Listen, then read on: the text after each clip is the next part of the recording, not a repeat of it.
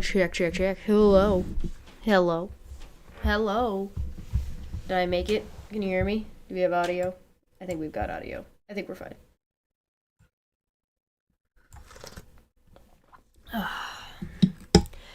Waka. Alright, let's probably tell people that I'm live, because I didn't do that. And I didn't schedule this one ahead of time like I normally do. Because that's how I roll. Oh,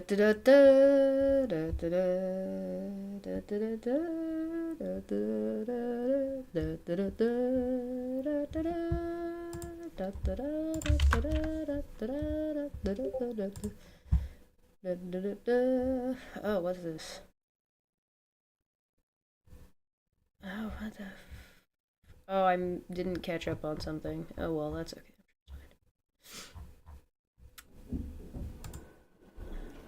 Oh god. Oh god. No, alright, no. I'm not doing it. Oh, thank you, Feline, for posting that in the Discord. Hello. Oh. Hello. Welcome. Hi. Hello. Oh. Happy Easter for anybody who does Easter, Passover, all that good shit with the good food, allegedly, from what I've heard. Here's the insane ramblings of of a deranged psychopath in regards to Easter. Happy Easter to all, including the radical left lunatics who are fighting and scheming so hard to bring murderers, drug lords, dangerous prisoners, the mentally insane, and well-known MS-13 gang members and wife beaters back to our country. Listen, if the left was really hard, like harping and trying really hard to get the mentally insane in America going, they wouldn't be fighting with you. They'd be encouraging you. Happy Easter also to the weak and ineffective judges and law enforcement officials who are allowing this sinister attack on our nation to continue. An attack so violent that it will never be forgotten. Nobody knows what this man is talking about. What are we not supposed to be forgetting? What are we not supposed to be forgetting? I don't know, but I really do like My Unfinished Journey being called Mug, and I kind of hope that stays if they're okay with that, because that's fantastic. I love that. All right. Sleepy Joe Biden purposely allowed millions of criminals to enter our country to although an open bar policy that will go down in history as the single most calamitous act ever perpetuated on America. He was, by far, our worst and most incompetent president. A man who has absolutely no idea what he was doing, but to him and to the person that ran and manipulated the auto pen, perhaps our real president. Wasn't he the real president? During Joe Biden's election, didn't Donald Trump, or like during his tenure as president, wasn't Donald Trump and his followers saying that he was actually the president the whole time? So does that mean that this really bad crime letting foreigners into America happened because Trump made it happen? Why? To make Joe Biden look bad? I don't...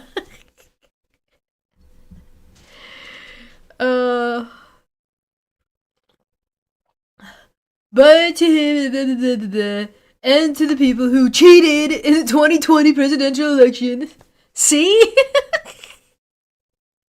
In order to get this highly destructive moron elected, I wish you, with great love, sincerity, and affection, a very happy Easter. I feel like...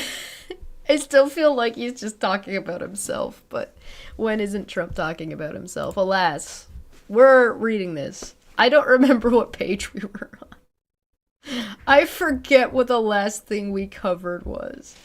We did economic development. We've covered trade and transportation. We covered environment. We finished healthcare. We did social policy.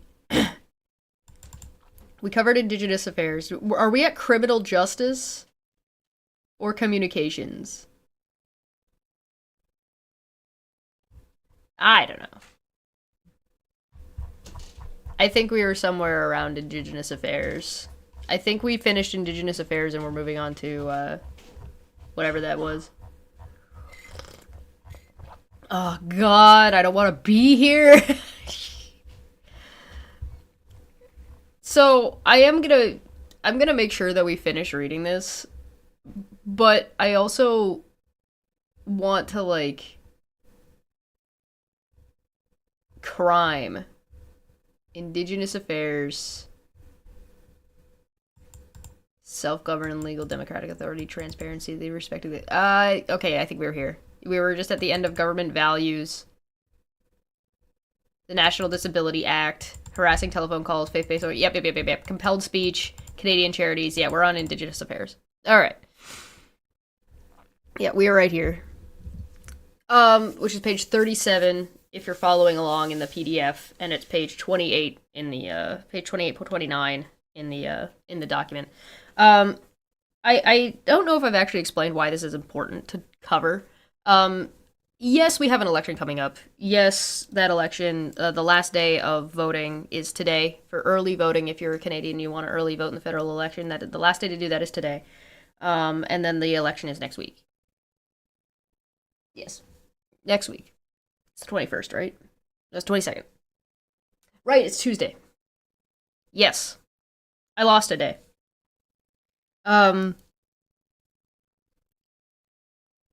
These things have been in play and have been the playbook and the intentions of the Conservative Party in Canada since 2023. So one of the main reasons why I think this is a little bit important is because if you have a conservative riding, or if you have a conservative like township, municipality, province, these are the things that they're going to be working on, because not every single one of these things is something that is totally in control of the by the federal government, right? This is stuff that can be adjusted and changed and developed through provincial government and municipal governments as well. So if you are a conservative, it's important to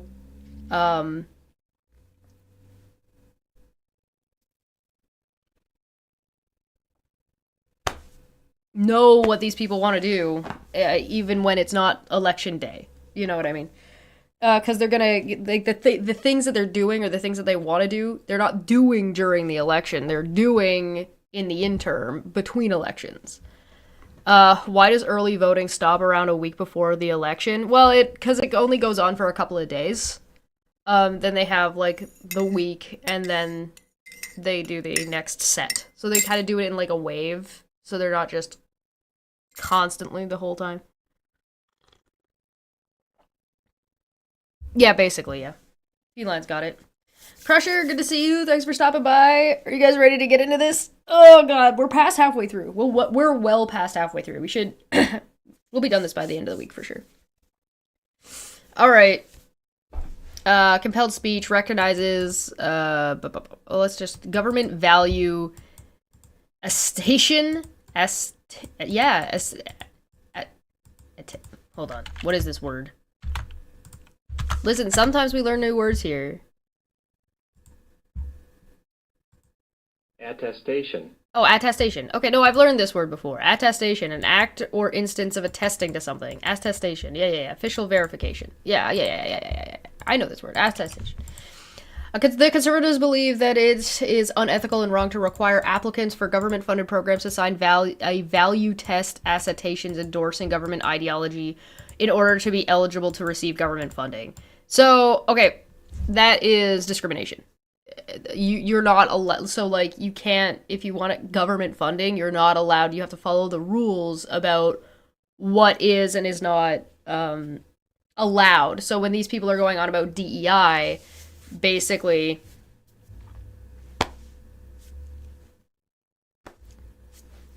that's what they're talking about. You have to be inclusionary.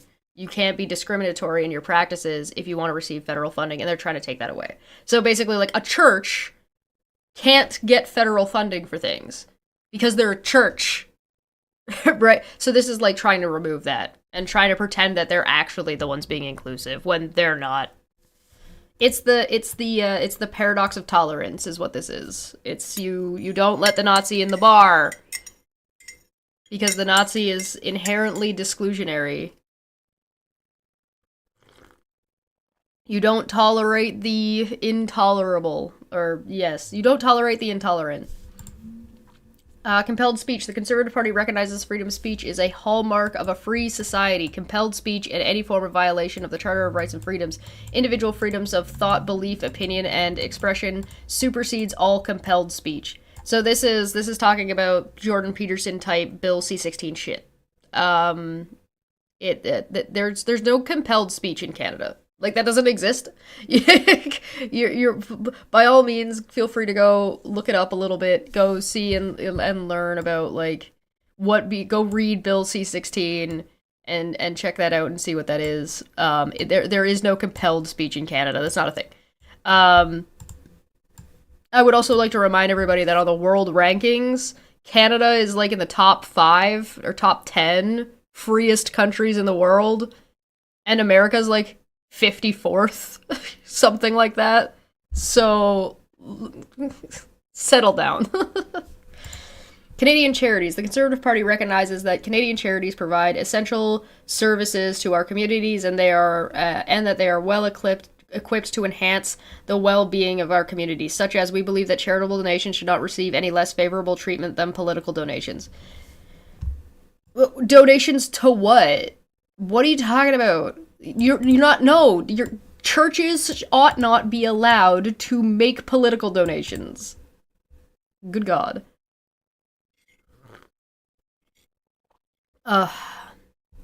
Indigenous affairs. Indigenous affairs principles. A fundamental obligation of the federal government is to improve the living conditions of Indigenous Canadians, including the Inuit, in terms of economic opportunity, health, education, and community safety. Again, I will take this moment to remind you all that the leader of this party said that Indigenous people just need to learn the value of hard work. The Conservative Party believes the following principles should govern the administration of existing federal Indigenous programs. 1, the need for legislative framework for federal Indigenous expenditures. 2, self-government, legal and democratic authority. 3, transparency.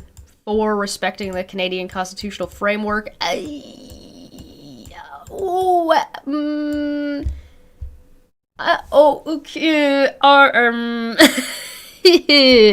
Okay.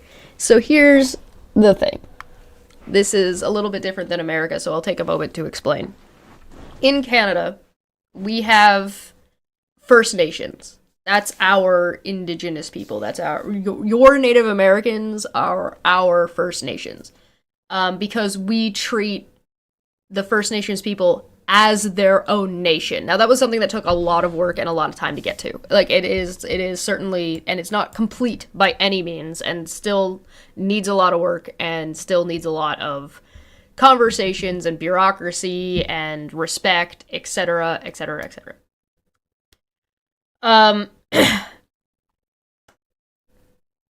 They don't exist as a nation under Canada. They exist as a nation beside Canada. So the Indigenous peoples, the First Nations in Canada, have every right to decide about their participation, more or less, when it comes to Canada's Charter of Rights and Freedoms.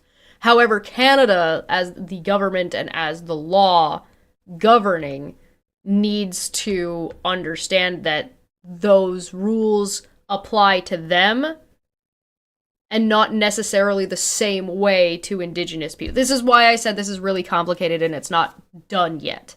The Charter of Rights and Freedoms are something that the First Nations can sign on to if they want. But that's a discussion amongst themselves, right? So respecting the Canadian constitutional framework is not a requirement for First Nations to receive benefits, to receive whatever, because they are a nation unto themselves that exist alongside. This type of shit is the reason why when I don't know if you guys remember me talking about this.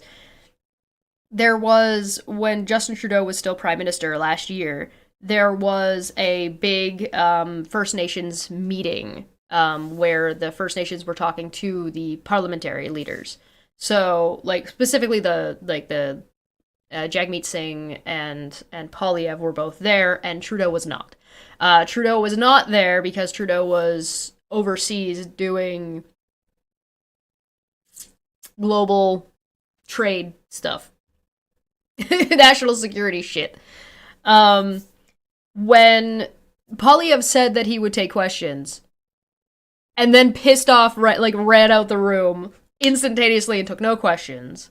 And when it was his turn to speak, the indigenous leaders stood up and turned their back to him and just completely were like, "No, fuck this guy."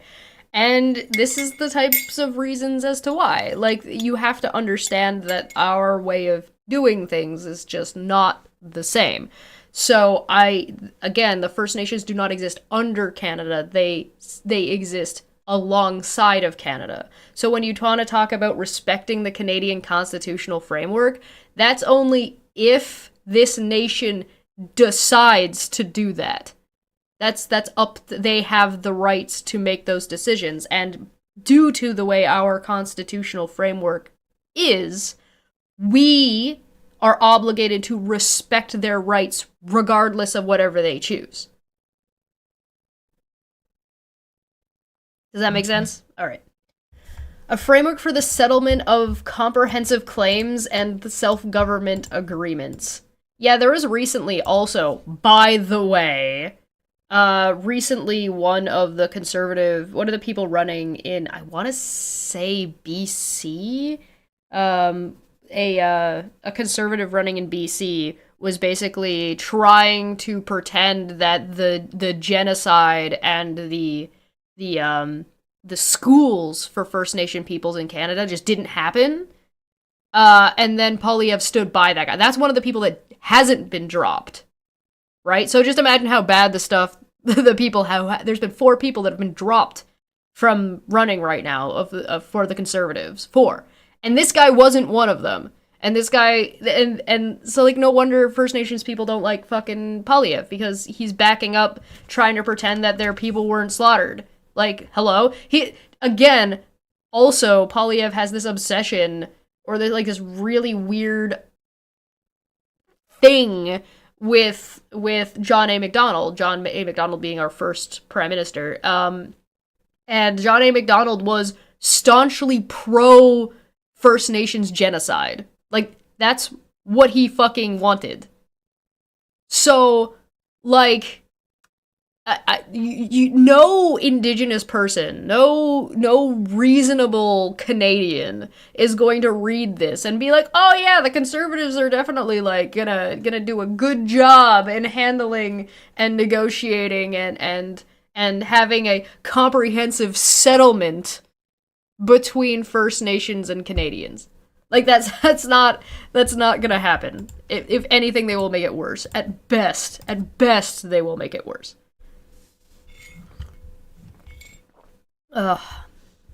Yeah, it happens.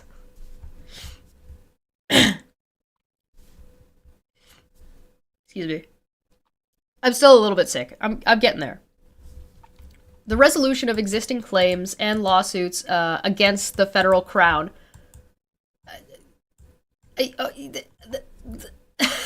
Sure. Economic sustainability. The resolution, by the way, doesn't specify that it's going to be in the First Nations' favor, by the way. We support... Okay. Also, Conservatives need to stop talking about economic sustainability as if they have any fucking understanding about economic sustainability. I will repeat. The Conservatives in Canada are not fiscally responsible. They fucking drive our economy into the ground every single time they're in power, both on a macro level and on a micro level. Go look at Danielle Smith. Go look and see how Alberta is doing and how Alberta feels. The fact that she has lied and tricked Albertans into thinking, or like a subsection of people from Alberta, into thinking that their financial issues, their financial woes, which they are 100% correct to be upset about. They're right. What they're complaining about, totally valid. 100% valid.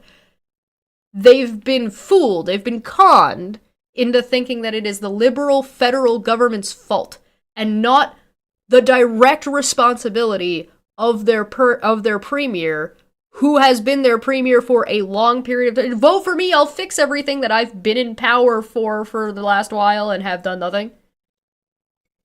Canadian conservatives are like American conservatives. They have been they've been pulling and being like, particularly this set, particularly Danielle Smith, and particularly Pierre Poilievre.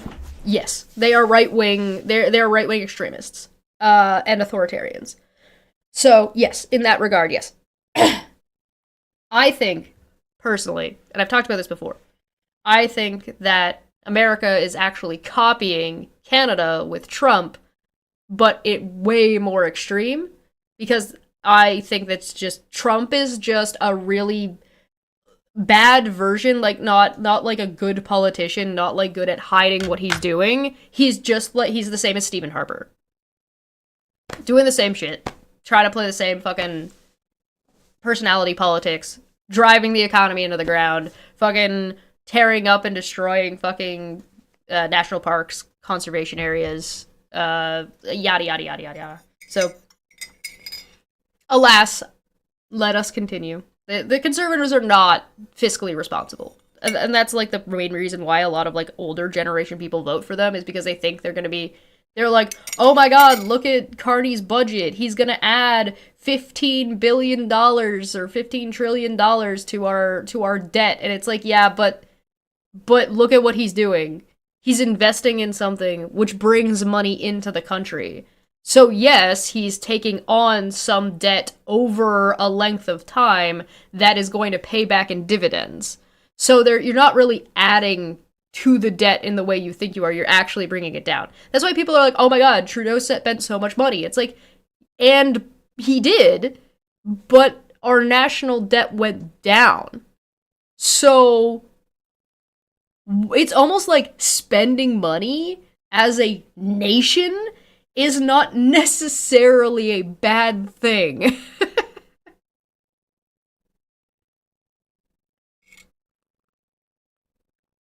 Harper's from 2015. Sorry, that's not right. 2005. 2005? 2006? Let me look. Let me double check. Yeah, 2006. I was correct. Time in office, February 2006. So yeah, he was voted in 2005. He was voted in 2005, so he took office in 2006. Ta-da!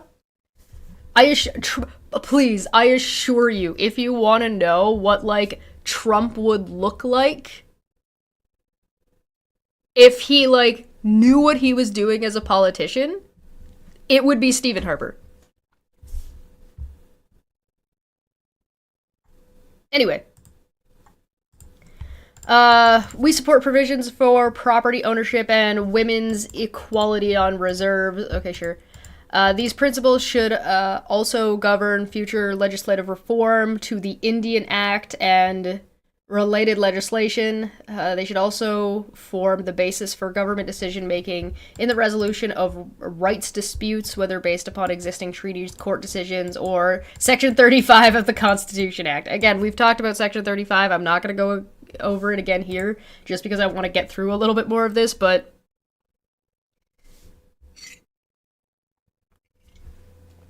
I took on debt to buy a house, but down the road, it's cheaper for me in the long run.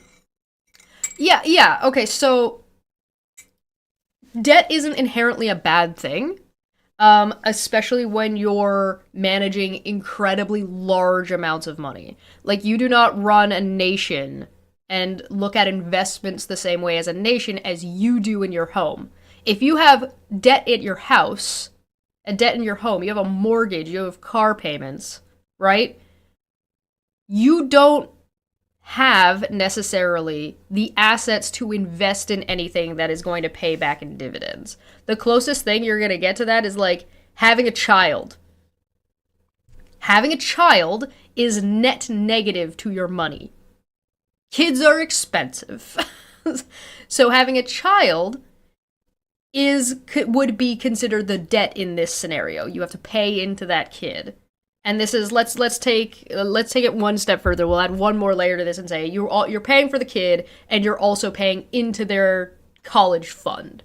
So you have negative money, right, from this child. The question is does the investment in that child pay back to you?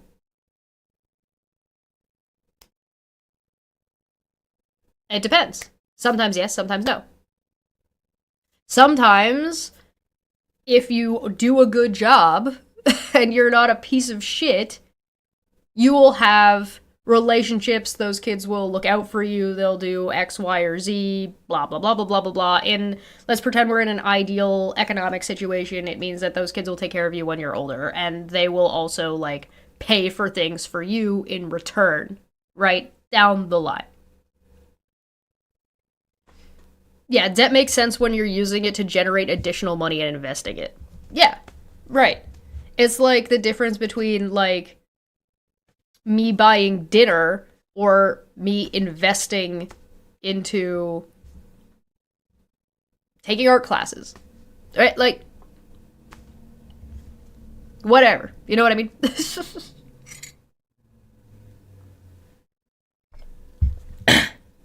But yeah, you can't... National debt is not the same as like personal debt. A personal debt for you is a lot more detrimental than the debt that a business incurs, right? Or the debt that a whole ass fucking country incurs. Because debt is also used on the national level for trading, right? So like, let's pretend, I'm pulling numbers out of my ass, all right? Let's pretend that Canada owes China $5. And Poland wants something from China. And China says, all right, Poland, we're not going to give you $5, but we're going to give you the $5 of debt that Canada owes. So now Canada owes you $5 instead of us.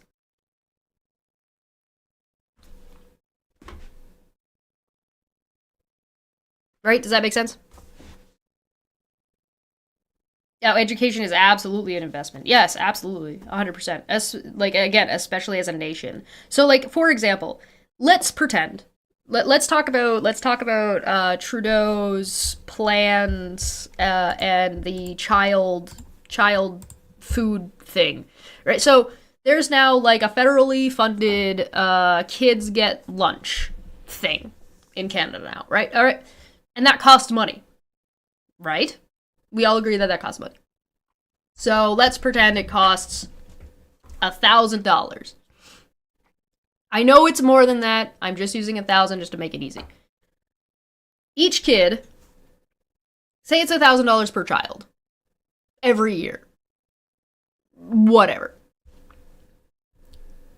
That child is now going to school, is not hungry, is able to raise their are given opportunities to invest in their own education and their own learning because they are not worried about when they're going to eat next, right? It also enables families who can't afford this and are struggling to afford kid lunches to take that burden off of them, at least during the school year, right?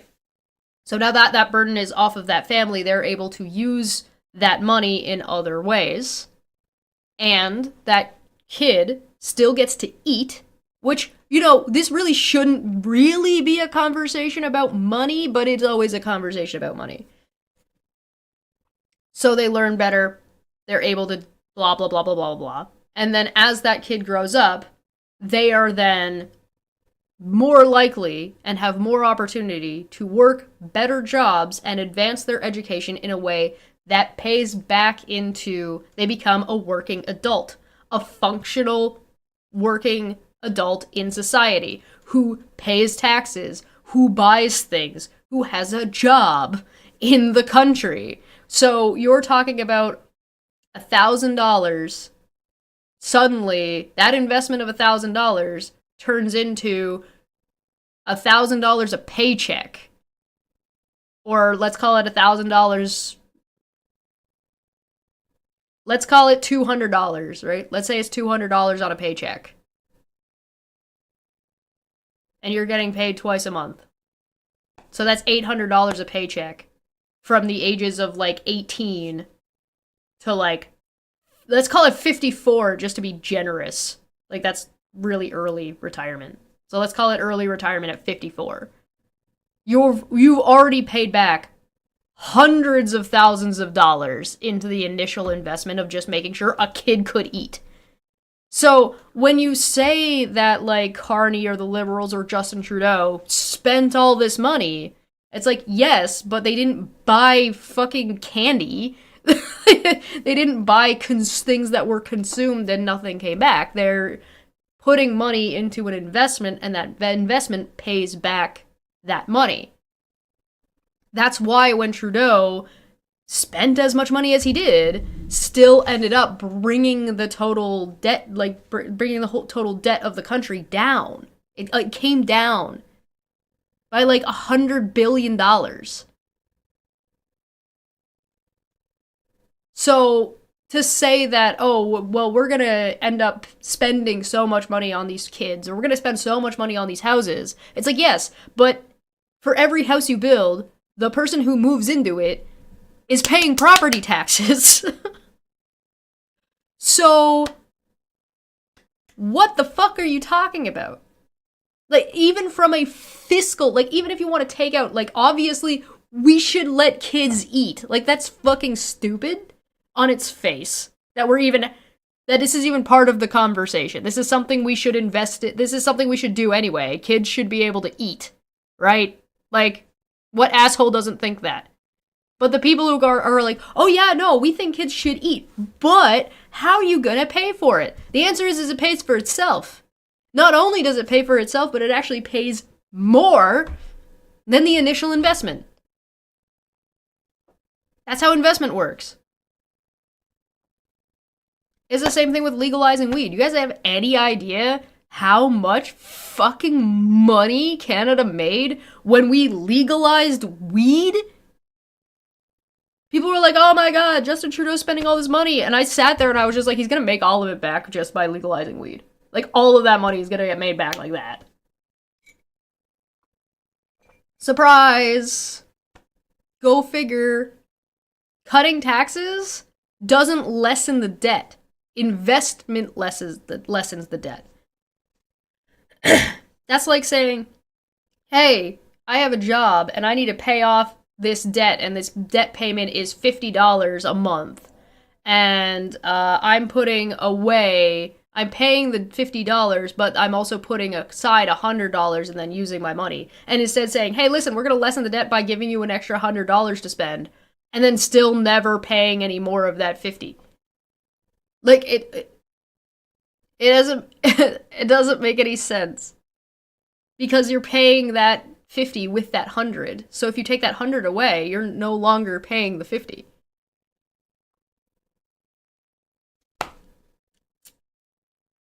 Don't we produce way more food than we end up using anyway? It's not like we have to pay for it anyway.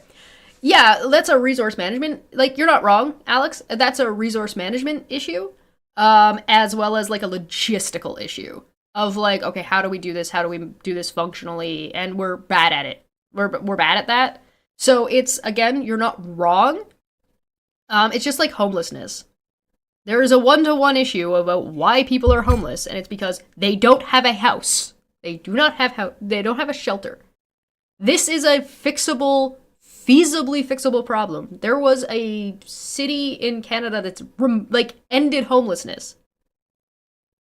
They got rid of it successfully, and it has paid back in dividends. I can't remember the name of the town. I'll look it up another time. We can talk about it.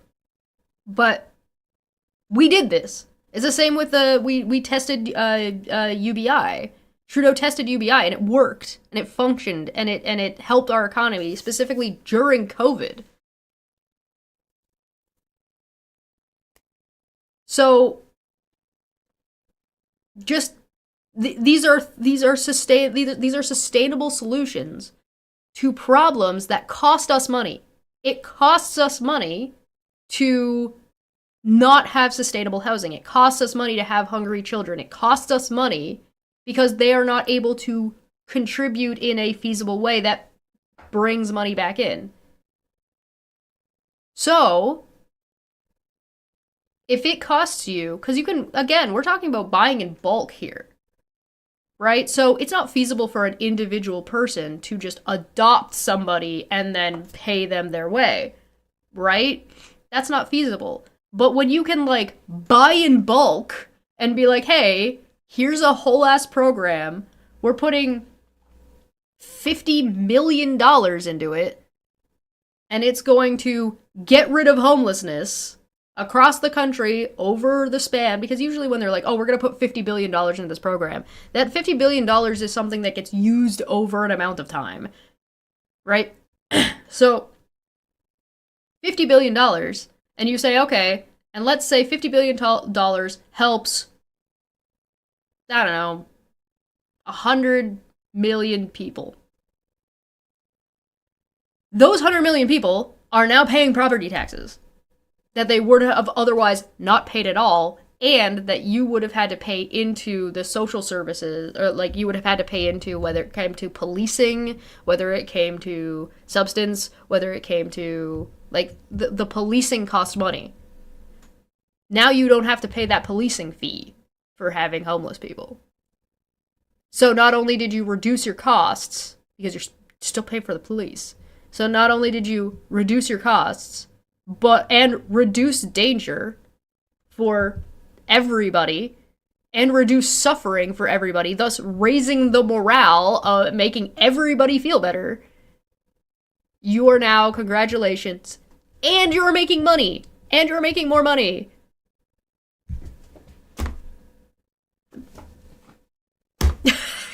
So, conservatives are just evil. It's just evil. There's no reason for it. There's no fiscal fucking excuse.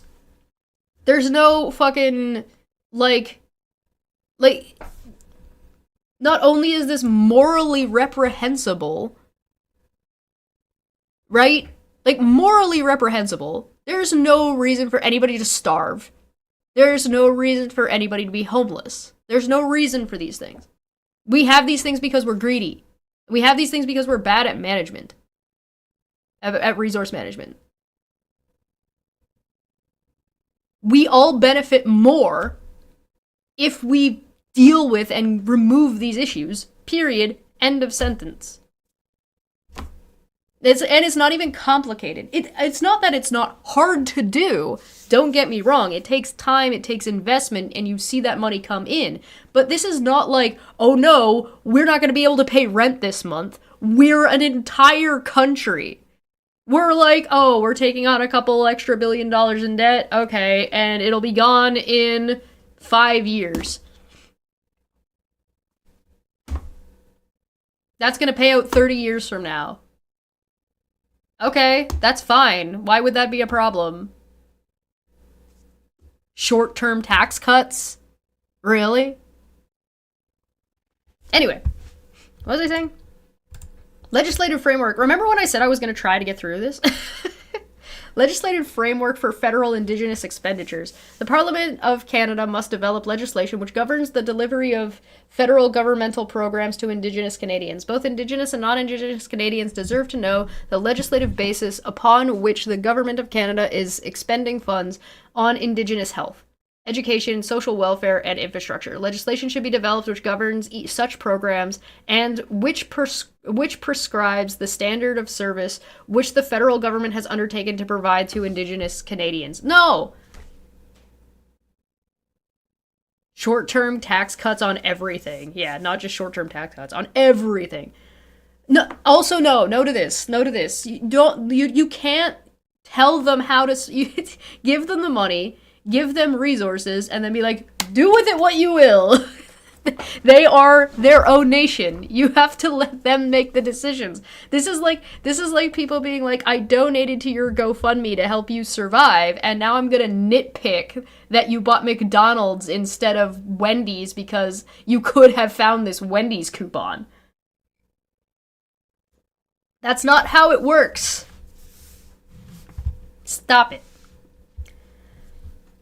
The Conservative Party supports the abolition of the Indian Act and proposes a new legislation which recognizes the fiduciary obligation of the federal crown while proposing a new deal with First Nations based on autonomy, taxation, capacity, transparency, accountability, and property rights. You're gonna tax... So is this the one thing you want to tax? Really? Huh? Okay. I feel like this also might go against what they said earlier. What didn't they say something earlier about the Indian Act? Reformed the Indian Act. So it's not reform, it's abolition? Jesus Christ. Transparency in Indigenous affairs.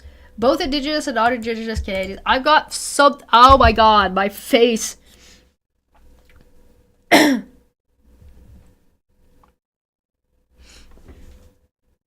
Don't mind me, I'm just dying. Okay. Both Indigenous and not... Let's be real, nothing on the McDonald's menu is gonna beat the Wendy's 4 for 4 in pure value. Yeah, I agree, Wendy's is fantastic. I prefer Wendy's over McDonald's. I haven't had McDonald's since the whole Israel-Palestine thing. I also haven't really been eating very much Wendy's either because they're an American company, although they do source local Canadian, so I'm willing to give them a pass sometimes, but I've been trying to stick with A&W. Anyway. End the trade war so I can go back to Wendy's, please. Thank you. Both Indigenous and non-Indigenous Canadians are entitled to complete transparency and accountability in the expenditure of all public funds on Indigenous programs, services, and intergovernmental transfers. Indigenous peoples, like other Canadians... Okay! This is the language. This is why people don't fucking like you. The First Nations people are First Nations people. First and foremost. And then it's up to them. So you cannot pretend that Indigenous people are just Canadians. That's just, it's not how it is. Stop it.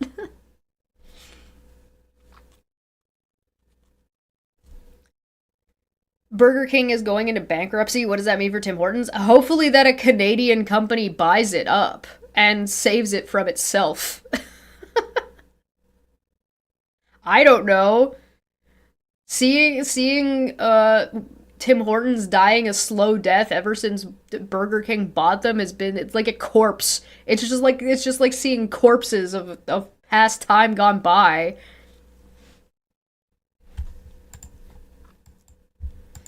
Must have ready access to police and judicial intervention to constrain and check any exercise of governmental authority, whether Indigenous or non-Indigenous, which is legal, corrupt, or an abuse of power. The Auditor General should be empowered to review the spending of Indigenous governments and Indigenous organizations which receive public funds. No! Do we do this for every program that Canadians invest in? Do we have full transparency as Canadians to know exactly what the contract was and how it's been spent for Ukraine, for example?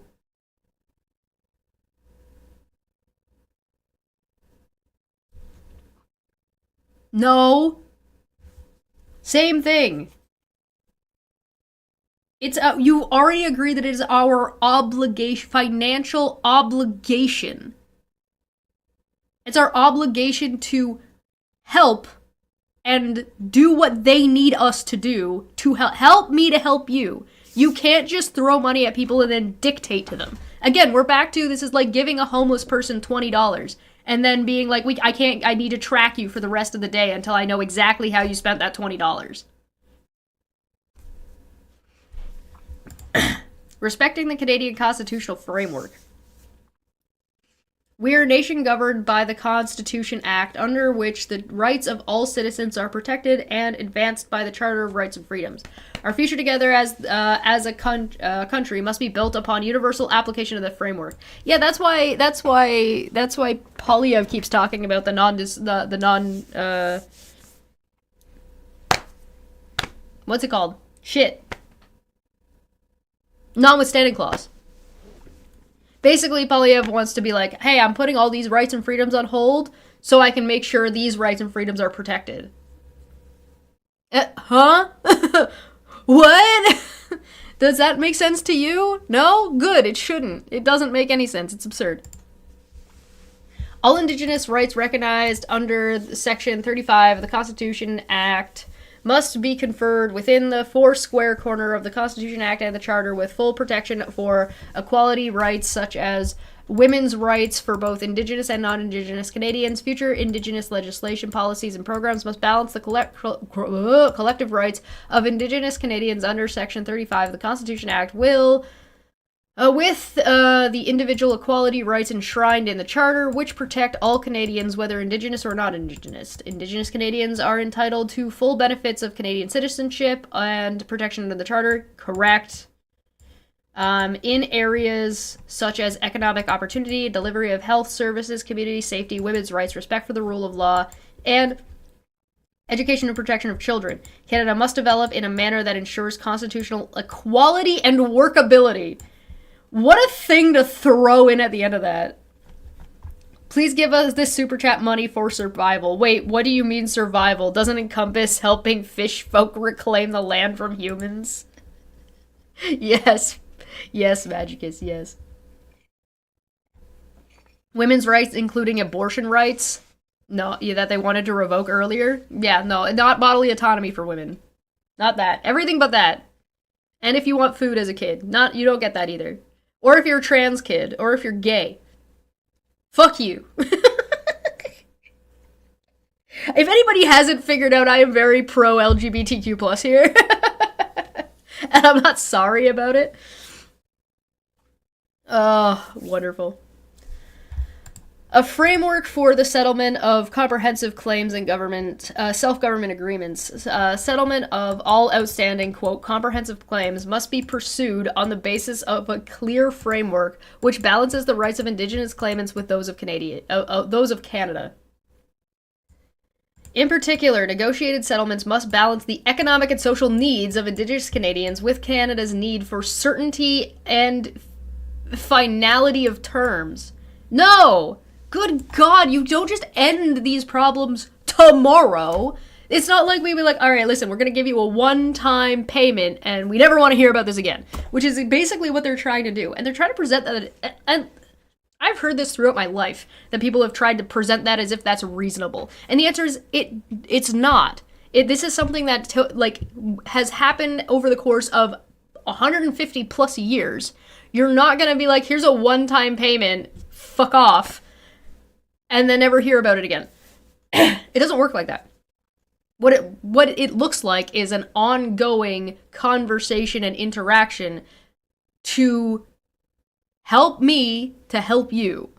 So I screwed you over, and now I need to make that right because I don't want that. That was bad and wrong of me. So how do I ruined your life. You are fine. You are on your way. You are well educated. You are on your way to a great life. And I burned your house down, killed your dog, and shit on your bed. Right? Like, I ruined your life. You're now destitute. You are destitute and you're plagued with mental issues, drug issues, homelessness. That's you. And I did that to you, specifically. I don't get to say, here's $1 billion, I never want to hear about this again. Don't talk about how I fucking ruined your life. Right? What you do is you go, all right, I ruined your life, and I am sorry, and how do I fix that? What do you need? What do you need to help? What can I do for you to fix this? Getting rid of homelessness is a good start. to that problem. And then getting access to medical care and access to, but whether that be mental health care, whether that be whatever, education, opportunities, that is an ongoing investment that is going to take years, decades to stabilize. And stabilizing something doesn't mean the work is done. Huh? The 100 levels of politics. Self-government agreements must reflect Canada's need for both efficiency and practicality in institutional structure and constitutional harmony so as not to impede the overall governance of Canada. Alright, listen, Indigenous peoples. Alright, listen, you First Nation losers. You're allowed to self-govern as long as it exists and we approve of it underneath the rules we already set. Huh? Excuse me? Are you fucking... I can't... Jeez, guys, why do the Indigenous people not like the Conservative Party? What could possibly be there? Like, they're just complaining. They need to learn about hard work. Are you fucking... Fuck you! Could you imagine somebody telling you that in your life? Are you kidding? You have any idea how fast I would slap a bitch? Are you serious? That's like leaving your parents' house and them saying, listen, you're allowed to live on your own, but we're going to track everything you're doing, track all the way you're spending your money, and you're only allowed to make decisions in your house about anything in your house with our approval. Oh, and also your rules have to be our rules. So whatever, if you're not allowed swearing at your house. If you want to swear, too bad. What? Stop! No! What the fuck? That's absurd. This is on its face is like just... What the fuck is wrong with you? Here's another question. Why do you feel the need that you need to exercise such control? That, like, fucking... Huh? Huh? Get a job. This is my job. Listen, it's a thankless job, but a job nonetheless.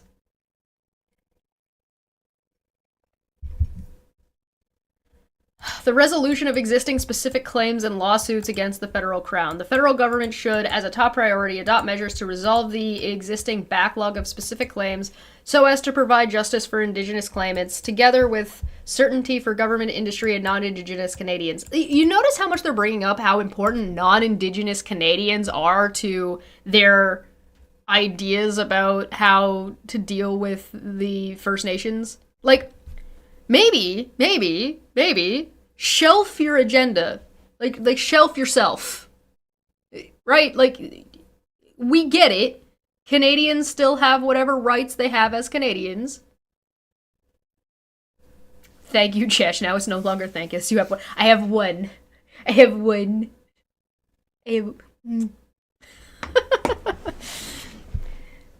Shelf yourself. Right?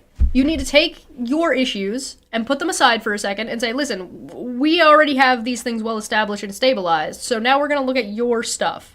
And then we're going to figure out what you want and what you need, and then we'll bring our stuff back down, and then we'll compare, and then we'll negotiate and compromise.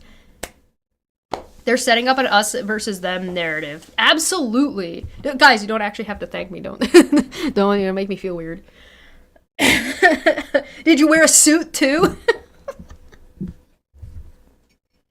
Oh, God.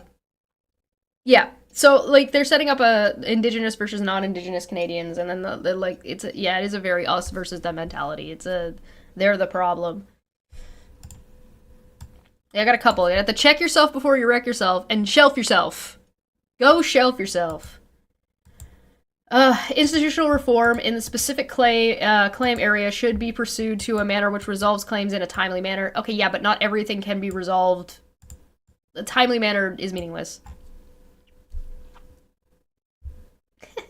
The jurisdiction of the federal court should be expanded, and the arbitrary ambit of the Indigenous and Northern Affairs Canada Minister and the specific claims policy contracted to eliminate the inherent conflicts of interest of the federal crown in the resolution of specific claims. What inherent conflict of interest?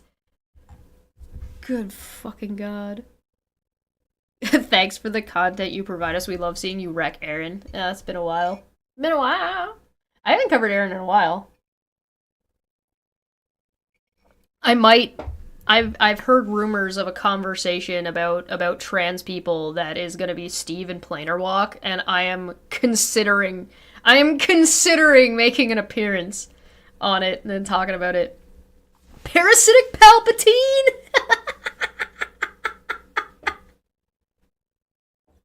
Yeah, that's good. Thank you, my administrator. What's ambit? Ambit. Let's pull it up. Ambit. The sphere or area of control and influence of something. A circuit or boundary around a property, a span of actions, thoughts, or words. Ambit.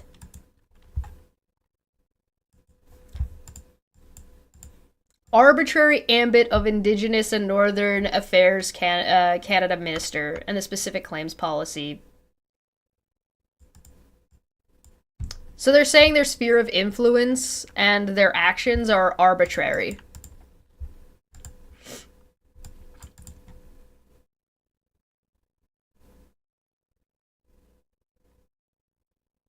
There is one, yes, Steve, Planar Walk trans discussion happened last year. Yes, I've heard rumors that there's another one happening. That sounds like it's dismissive of the Indigenous people. But probably because it is. It's probably because it is. Measuring outcomes in Indigenous affairs. The federal government, in consultation with the provinces, territories, and Indigenous leaders, should direct an independent audit of all social service providers to Indigenous communities to determine what, if any, measures of effectiveness are employed and whether the programs provided results in desired outcomes. The federal government should work with... They want to doge them! They want... Oh, they want to doge them! No! The federal government should work with the provinces, territories, and Indigenous leaders to establish a three-party coordinated body tasked with developing a strategy for coordination of all programs and services provided to Indigenous communities. It's like they're saying that people are just throwing money at it. This is waste, fraud, and abuse of the government. Like, it's not. Stop. No. I need a little newspaper. Like, pop, pop, pop, pop. What are the desired outcomes, and desired to whom? Yeah, exactly. The Auditor General of Canada and the Auditors General of the provinces should include an evaluation of actual outcomes, whatever that means, as well as financial accountability in their audit reports on Indigenous services. Okay, so how do you do that? What does that look like? So if I give somebody social services, right? So I've paid for social services on a whole, right? And let's call it $5 million. I've paid $5 million into social services on a whole. How are you going to determine that $5 million that has gone toward all social services for all Indigenous people, that one person and whatever social services they used had a favorable outcome? How do you measure that? And what are you measuring? What determines the success of a social program if you're looking at individuals and you start narrowing it down? What this is trying to narrow something and distill something down to the point where it's to the point where we just, oh, well, we found as much as we wanted to justify what we were going to do. That's what this is. You gotta pay for those tax cuts somehow. Right? Yo! You nailed it! First Nations land title. The Conservative Party supports the development of a property regime that would encourage lending for private housing and business.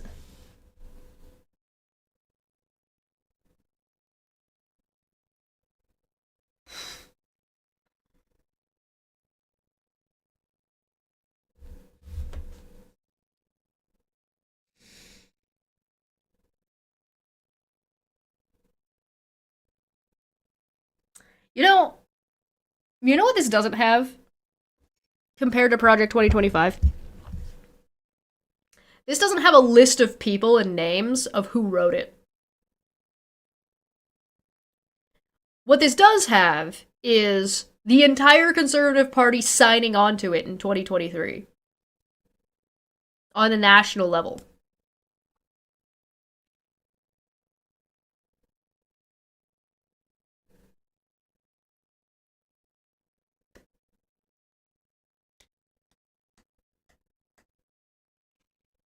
Red Cedar makes a good point. Government spending should only go to the wealthy because they know how to use it most efficiently, right? And this is a thing I think people like, and you're absolutely correct. Like, very funny. But I want to latch onto that just for a second. I'm gonna get my little goblin hooks into that for just hear me out for a second. Hear me out for a second. Who pays a higher percentage of tax overall? The richest person or the poorest person? Percentage, not total amount, percentage. Does the person who gets a 20% tax cut on $20 pay more taxes? And is that more beneficial to get that money back? Or the person who's paying $200,000 in taxes? When the government gives a tax cut, how much and who is paying the most into it? And if you invest, if the government gives money to rich people, where does that money feed? What's the investment that feeds back into the government? When you give kids food, that pays back in dividends because those kids grow up and get jobs and are fiscally responsible and are productive members of society. So all of those kids, barring a handful, pay back into the system. When you give money to someone who's already rich and is already going through these loopholes, paying as little taxes as possible, they are not feeding that money back into the system, and they are not feeding that money back into the government. There is no payback. There is no buyback. There is no profit in your investment. Period. End of sentence. Yeah, I'm trying to explain this in a way that if there is a conservative out there that is listening to this, that thinks these things make sense, the math doesn't check out. The math doesn't work.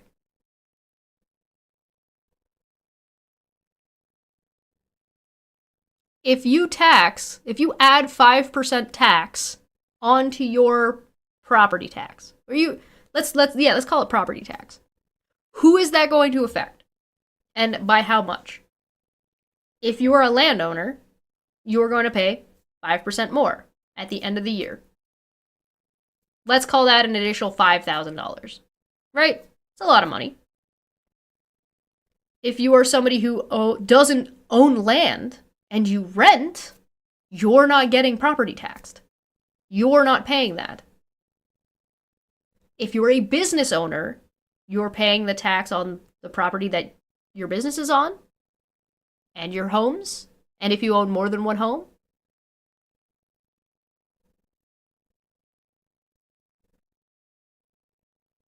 And that percent tax, you're only paying $5,000, but these people are owning homes that are worth far more. You're talking about $50,000. Maybe even $500,000 a year. And you know what that is? Nothing. It's the equivalent of paying $5. Pocket change.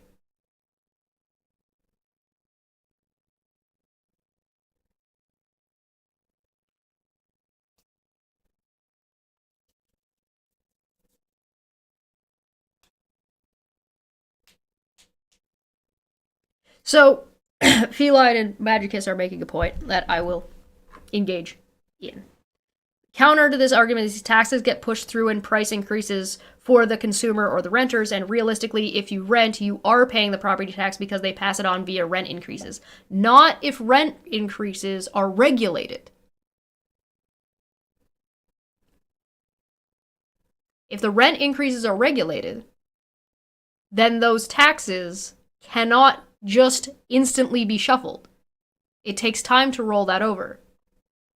Right? That's where you have the system moving. Right? When you have renters' rights and property rights, you can't just, and rules and regulations around at rent increases, you can't just shuffle that onto the consumer. You can't just shuffle that onto the renter. And even if you do, you know what that then increases? Your income tax. Because now you're charging more. So you, as the landowner, end up paying a higher income tax.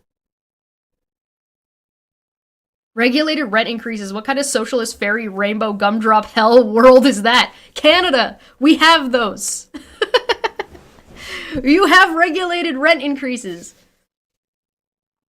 Which exactly shows the complexity of the system. Now conservators go and look at the manifesto again. They oversimplify everything to the point that it simply does not work. Yeah, it's oversimplification to the point of dishonesty, is what I would call it. They're trying to distill down a problem into something that just doesn't work. These things don't work. They don't even make sense. It's like it's not even just playing chess with a pigeon. It's having a chessboard, putting a pawn to the far side of the board, and then replacing it with a checker piece. And then everybody being like, huh? What? It's like I've replaced all the pawns with like the little dudes from Sorry. And I get to roll a dice and see how, like, I pick up a card and see how far my little Sorry piece goes. Like, on a chessboard, where other people are playing chess. This doesn't make any sense. These things don't work. Again, I'm trying to be as reasonable. I'm trying to speak to you in a way that you might understand. Please, I am doing my best. And of course, not everything I'm saying is 100% correct either. I'm not a fucking poli-sci student. I am also not an economist. I'm not a business person. These are concepts that I'm just trying to explain and talk about why these don't work. We truly need a conservative to ask the questions here. Well, and here's the thing. The conservatives, the type of people we're talking about, when it comes to these extremist views, are not able to have a conversation, which we have demonstrated multiple times. They are not capable of having a conversation. Their only points of conversation is being belligerent, rude, aggressive, and besides their obsession with what's on other people's pants, other group bad. That's all it is. The liberals are awful. Okay, so tell me why I should vote for the conservatives. Because the liberals suck. That's not why I should vote for the conservatives. That's why you're telling me I shouldn't vote for the liberals. Why should I vote for the conservatives? Their plans are better. Okay. How? Carney's gonna run up the debt. But how are the conservatives not going to run up the debt? What are you talking about? Tell Elmo! Tell Elmo! Elmo, please! How? Tell Elmo! Good fucking lord. Those conservatives won't budge. I think there's hope. Because, like, not all of the conservatives were this extremist to begin with, but now too many of them are. So something had to happen to pull the conservatives that weren't like this into accepting this. And so, like, the conversation, what I'm trying to do, what my goal is, one of my goals, not my only goal, I do like to take the piss, right? But one of my goals with these conversations and with talking about this stuff is to help conservatives who were not always like this understand that they do not have to accept it. Right? And like these, and it's reasonable to not accept these things. And it's reasonable to have like conservative values that do not accept these things. Right? Like, so if you want to talk about like religious fundamentalism, which is a strong pull in the conservative, strongly pulls towards the conservative side. No religious person should accept these things. Because it doesn't make sense. Right? Anybody who's conservative because they want to be fiscally responsible, right? Anybody who wants to be fiscally responsible and says, I want to be fiscally conservative, these are not fiscally conservative policies. They will run up money. They will cost us money. And they will disproportionately cost us money in a way that is not beneficial and has no buyback. It has no return on investment. So it is not fiscally responsible to just throw money at people like Elon Musk. That's not fiscally responsible. Right? Does this make sense? Please. If you want you want to be fiscally conservative, Mark Carney is fiscally conservative. Look at his policies. Those policies are fiscally conservative. They spend money, but not exorbitant amounts. They spend money, but with all these caveats to them. If you want to talk about people who are not fiscally conservative, that's the Green Party. The Green Party is not fiscally conservative. And maybe the NDP. I'd have to double check. But if you want fiscally definitively not conservative, you need to go further left than Mark Carney, who is definitively very center. he's very center. He's like a little bit left, but he's very center. When Carney is talking about fucking investing in green energy, he's not talking about spending a whole ton of money. He's talking about a very long-term 50-year investment plan that pays back into the system. That if you wanted fiscal not conservatism, you wanted fiscal irresponsibility, it would be spending money with no plan about how this money is going to come back. Which is this? This is fiscally irresponsible and morally bankrupt, by the way. So, if your issue is morals, then this is not for you. If your issue is fiscal, is finances, then this is not for you. So what about this do you like at that point? So what about this for a nation? Not about you and how you live your life, about everybody. The government makes decisions for the whole country. So what about these things makes you think they're good for everybody in the country as best as it can be?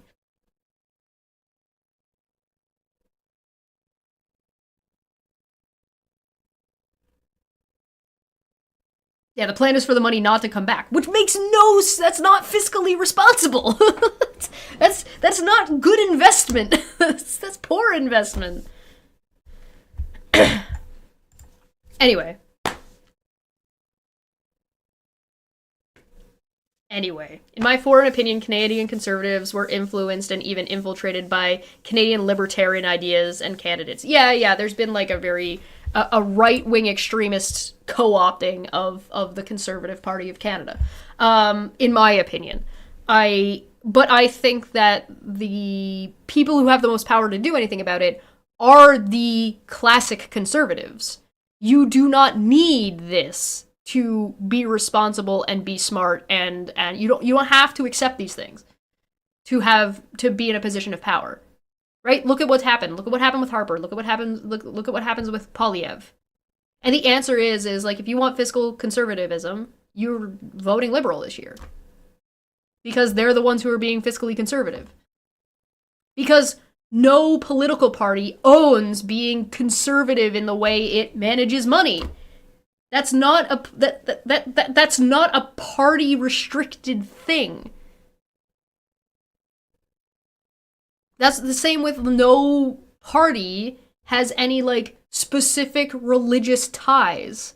The Conservative Party isn't more Christian than the Liberal Party. They're not. That's not how it works.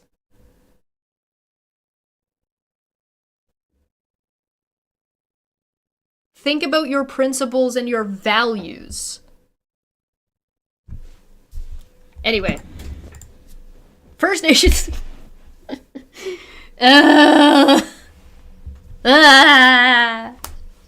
I'm getting nowhere fast. I'm running on a treadmill, guys. I'm going. Where am I going? I don't know. Nowhere. Just run myself into the fucking dirt.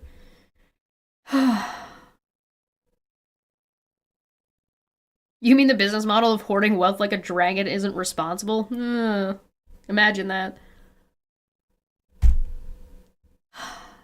The concept of maintaining infrastructure. Oh. Why?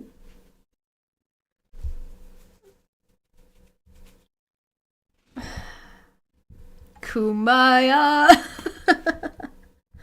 Why can't we be friends? 'Cause you're a piece of shit and I hate your face. Go fuck yourself. Okay, anyway. Conservative Party supports First Nations land title. The Conservative Party supports the development of a property regime that would encourage lending for private housing and businesses. This will promote economic opportunity and individual freedom. No, it won't. It'll do the opposite.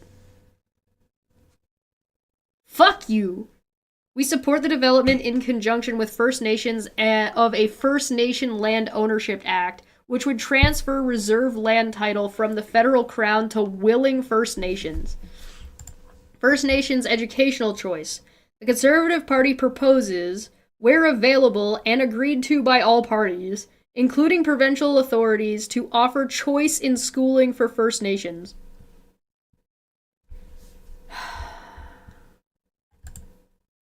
Criminal justice. This is gonna make me cry. Okay, it's not that long. Alright, criminal justice. Fuck. Fuck my life. Justice principles. The Conservative Party supports reorienting the approach to criminal justice and the police system. Oh, reorienting? You mean defund the police? Reorient the police. Reorienting the approach to criminal justice and the policing system to give the highest priority to the protection of society through prevention of crime. Additionally, okay, how? Additionally, we support emphasizing the needs and rights of victims. We support our Canadian justice system as defined by our charter and constitution, except for those things that we don't and we want to have removed, and the things that we want to re-vote on, and the things that we want to take away from people, and the ones that we want to suspend so you can allegedly protect some other rights. And do not support a parallel justice system which would contravene our existing rights and freedoms. We believe that those convicted of more than one serious crime should serve their sentence consecutively rather than concurrently. Sure. Dangerous offenders. The Conservative Party believes the government has an obligation to strengthen Canadians' confidence in our legal system's ability to judge dangerous offenders appropriately so that dangerous offenders will not be released until they are no longer a threat to society. You disagree with that notion? This one? Yeah, that's a whole conversation. Yeah, that's a whole ass conversation, which I'm skipping it right now because I'm sure we're about to get into it. Okay. Dangerous offenders will not be released until they are no longer a threat to society. Okay, let's let them cook. Anyone convicted of 2 offenses causing death or serious harm against a person arising from separate occurrences should be automatically designated as a dangerous offender and should bear the onus of proving that they are not a danger to society. Okay, so how does that apply to manslaughter with more than 1 death?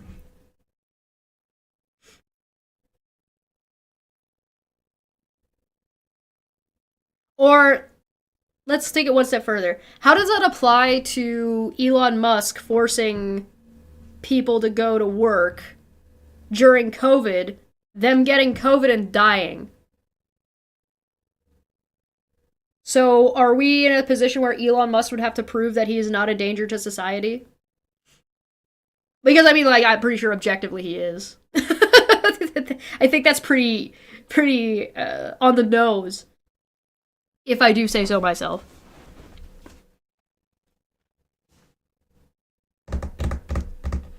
But they have to be convicted, right?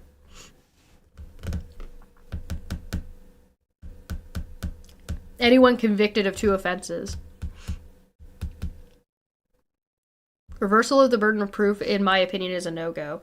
Yeah, I would feel better if this was more like the Crown has to prove that they are a danger to society. This would not preclude the Crown from pursuing dangerous offender status for any other offender deemed to fit the criteria. What's the criteria then? Because now you're saying that okay. We believe that the government should seek dangerous offender status and mandatory life sentences for any person convicted of a second serious violent offense, criminal organization offense, terrorism offense, or serious drug trafficking offense. Okay, so criminal organization offense and terrorism offense would be applied to. That would mean that all of the people who were arrested and convicted during the Canadian convoy thing would have mandatory life sentences.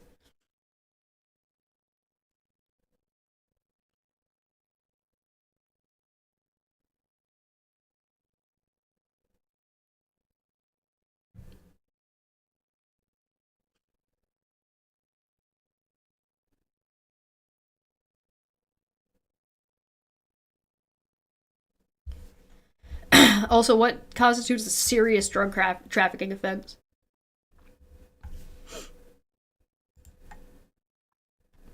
Sex offender registry. The Conservative Party supports the registration of all convicted sex and designated dangerous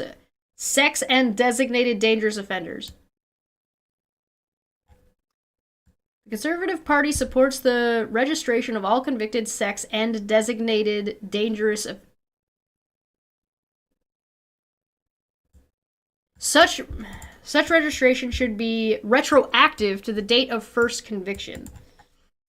Okay, but what if it gets overturned?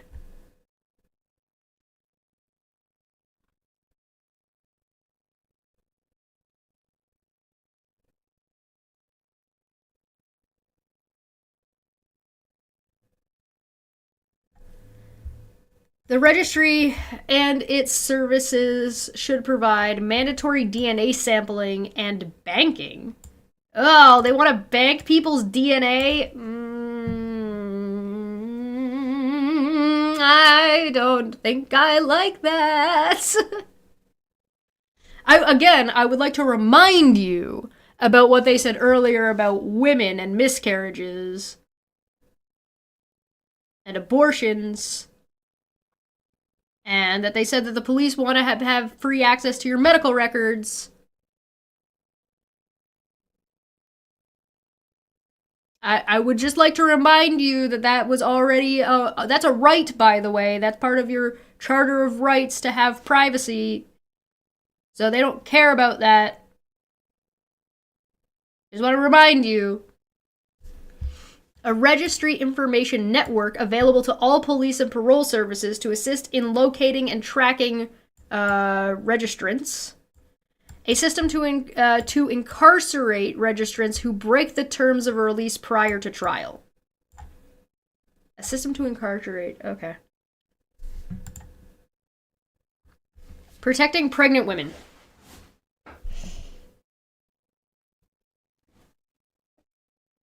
The Conservative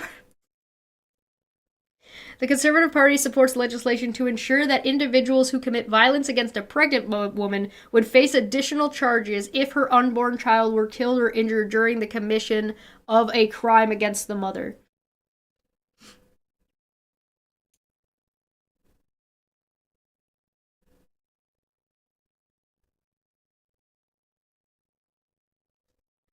Sentencing.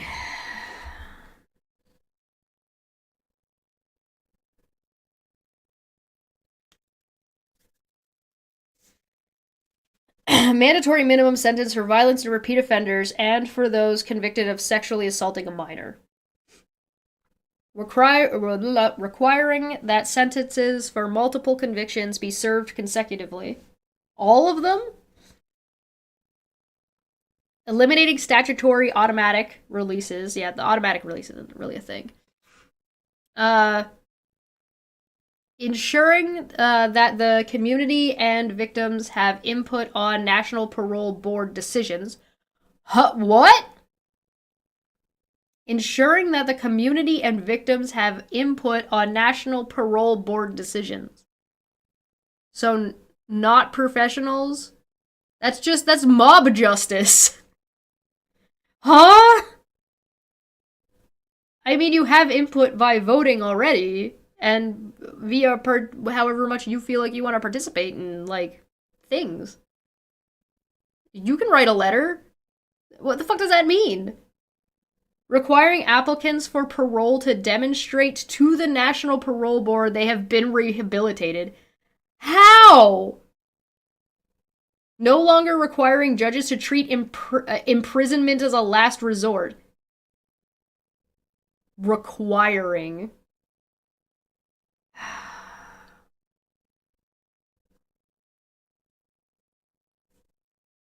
Again, this is talking about retributive justice versus, like, rehabilitation. Like, do you want to punish people, or do you want to resolve the issue?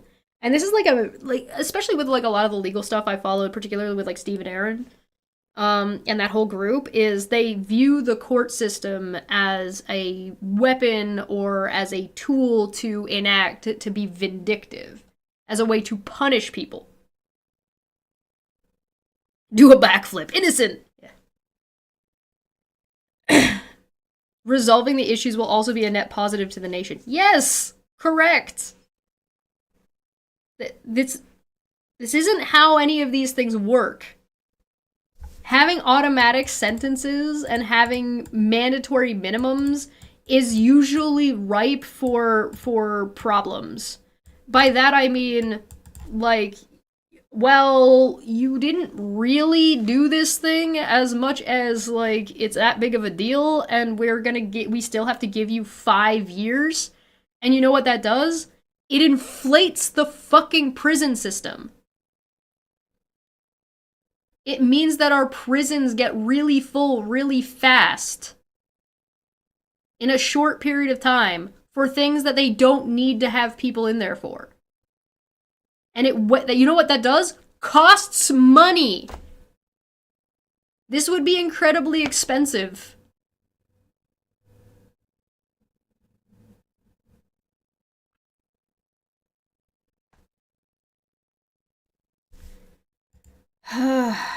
This happened during the Harper administration. By the way, if anybody wants to actually know what this does, what this type of, like, thing does to what this type of thing does to Canada's prison system, go look at what happened when Harper did it. We did this already. It didn't work. It was really bad for us.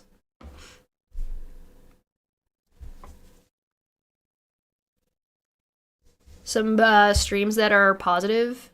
Yeah, that'd be cool. After the election, maybe. Firearms. A conservative government is committed to cost-effective gun control programs designed to keep guns out of the hands of criminals while respecting the rights of law-abiding Canadians to own and use firearms responsibly. Cost-effective gun control? What does that mean to you? I don't... Yeah, we tried these things.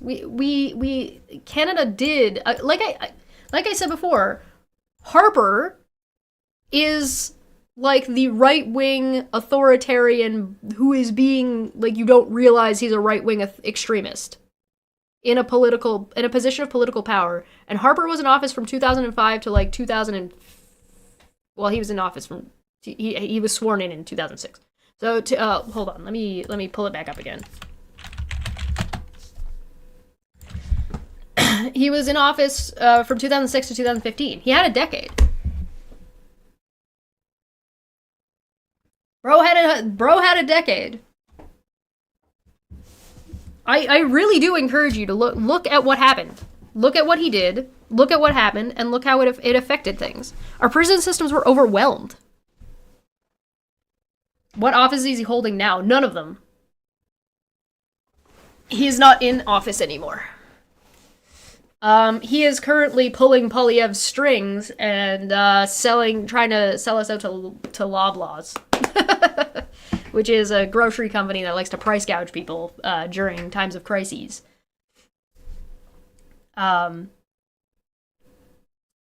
But like I said, I recommend looking at what, like, go look at Harper. Go look at Harper and his history. By all means. We did this. It doesn't work. We tried. Firearms. Blah, blah, blah, blah. Measures will include mandatory minimum sentencing for the... Again, mandatory minimum sentences. Mandatory minimum sentences are not a good idea because it does not allow for any type of flexibility. Based on the situation. Mandatory minimum sentences for the criminal use of firearms.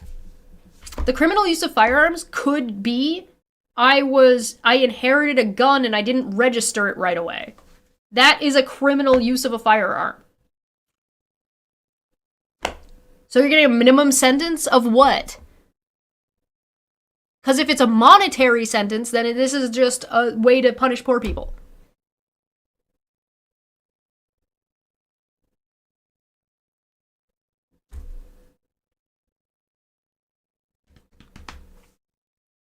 They pulled him out of the mothballs to do ads for Pierre Poilievre. Yeah, they did. They did. Yeah, they pulled him from the... Yeah. Yeah, I've noticed. It's bad. It's funny. Strict monitoring of high-risk individuals. What does that mean? Who is a high-risk individual? Why do you need to monitor them? And if they're a high-risk individual, why are you letting them have a gun in the first place?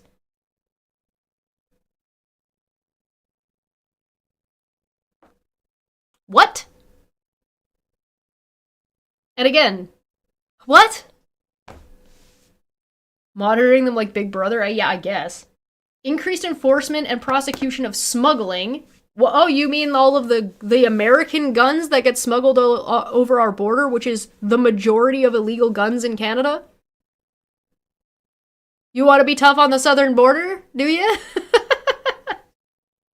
Safe storage provisions, firearm safety training. Yeah, certification screening system for all those wishing to acquire firearms legally, that these already exist. And putting more law enforcement officers out on our streets. We want more cops? What? Didn't we say up here something about restructuring? Why do we need more cops? For what? You said you wanted to prevent crime. Police do not prevent crime, they respond to crime. And half the time, they're the ones escalating the problem. Because you have a non-violent crime that now has a cop involved who has a gun. And then now it's escalated. If you get, like, people doing a drug deal, for example. Alright, let's say somebody's, like, dealing cocaine. Alright? Cocaine's, Wait, is cocaine decriminalized right now? I don't know. Whatever. Fentanyl. Let's call it fentanyl. Everybody's mad about fentanyl right now. There's a fucking... Somebody is selling... they're doing a drug deal with fentanyl to somebody else, and they are doing a business transaction. Alright? It's an illegal business transaction, but it is a business transaction. Alright? That is a non-violent, both people are agreeing to what is going on. Right? Right? We understand this. I'm not saying it's legal. I am saying that there's Kinder Eggs. Somebody is fucking smuggling Kinder Eggs, and they fucking sell these illegal Kinder Eggs to somebody else. They got like 200 Kinder Eggs. Alright? Both people that are part of this interaction are in agreement and are super chill. There's no violence happening here. You bring a fucking cop into the fucking ring, and now suddenly you have somebody who is going to stop them from doing their non-violent thing, potentially in a violent way. Because how else is the cop their presence immediately escalates the situation to likely violence. And the cop could do nothing to prevent this crime. It was already going on. They're responding to it because a cop can't do anything about crime that hasn't happened yet.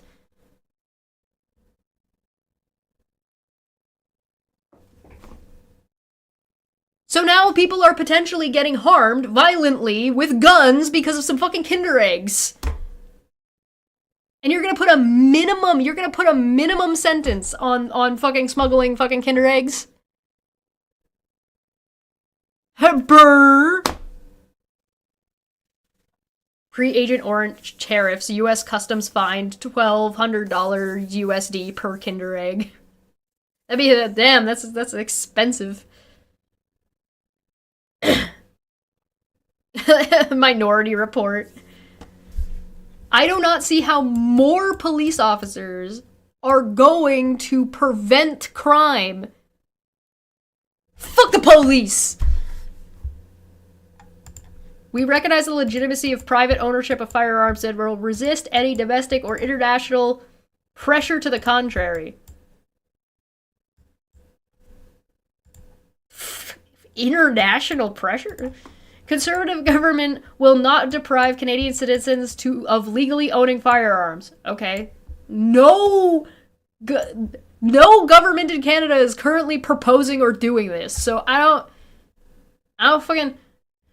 Conservative government recognizes that civilian firearm ownership is a Canadian heritage. Okay. Conservative government would streamline firearm classification by adopting the simplified classification system. Sure. I mean, if you want to argue or say that that Trudeau was like trigger happy about banning different types of guns, sure. Fine. Okay. Then pick on that thing specifically. Like a conservative government would order a review of firearms related to laws to identify parts of those acts that have no public safety value. We're back to, we need to order a review of everything and an audit of everything. It's like, okay, how are you going to pay for that and who's going to do the audit? Organized crime. Though, like the Canadian truckers. Organized crime. The Conservative Party recognizes that organized crime is growing throughout Canada. It is? I don't think that's... Is it? Is that true?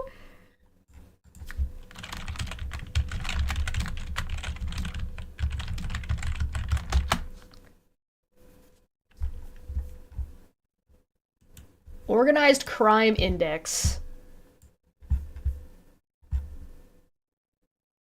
That...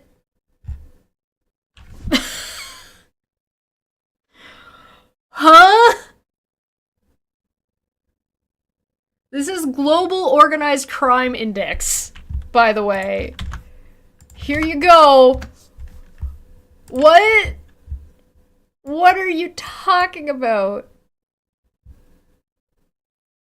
Represented by the pyramid-based size, and the criminal actor score is represented by the pyramid height on a scale ranging from 1 to 10. The resilience score is represented by panel height, which can be identified on the side of the panel.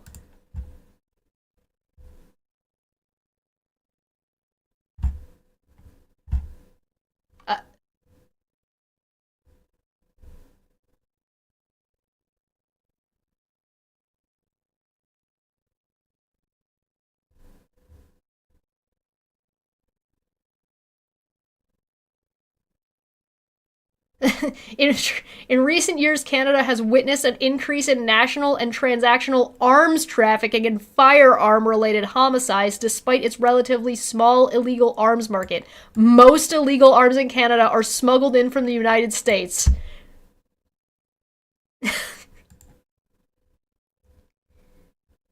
No indication of a substantial illicit logging and timber trade market in Canada. Canadian officials have been effective in regulating the timber supply chain and monitoring the country's ports' entry and exits. Furthermore, there is a strong preference for legal timber in Canada, which is reflected in legislation, policies, and consumer choices.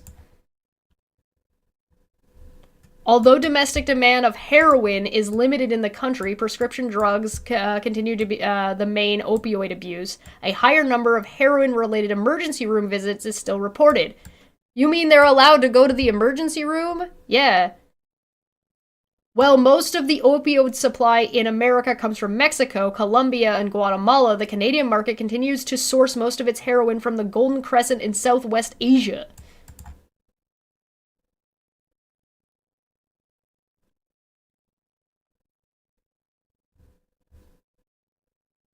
Cybercrime is on the rise. Financial crime are growing concerns for scams and fraud, which is part of what the Conservative Party wants to remove. Outlaw motorcycle gangs, most prevalent mafia-style groups in Canada with a strong presence in Ontario and Quebec.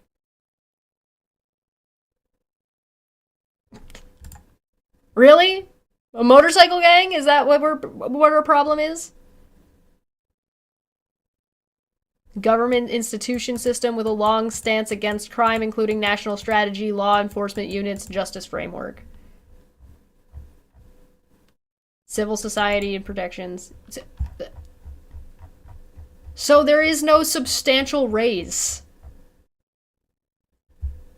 The raise is 3.66 in 2021 to 3.88. That's nothing. 0.22. That's nothing.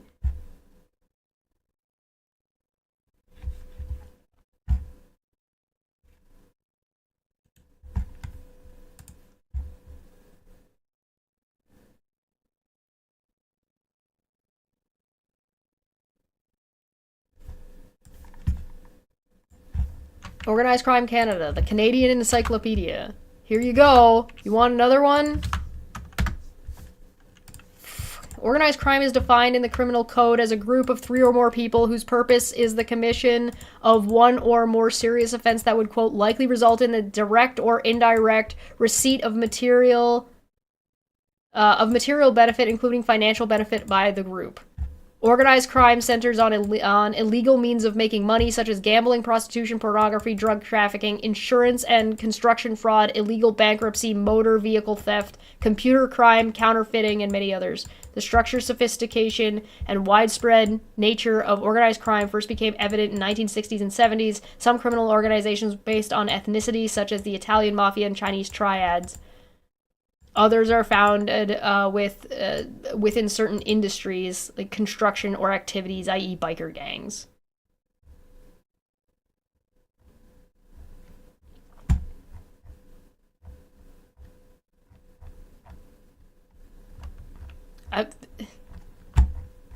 There's no... Until the mid-80s. Like, 2000s. Like, what... What are we talking about? There is this isn't real. This is fear-mongering. It doesn't mean that don't keep doing things to do crime prevention, but that this isn't it.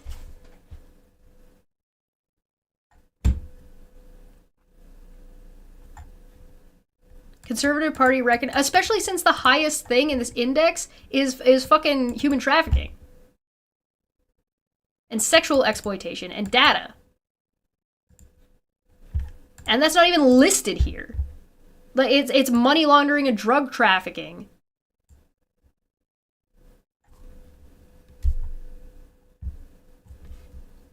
To fight this trend and to ensure the safety of all Canadians, a Conservative government will. Do you guys want to see the fucking the crime index? Hold on.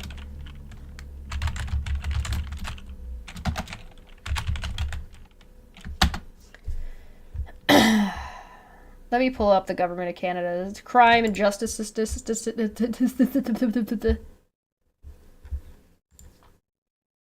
Come on, where are you? Give me the chart. Give me the chart.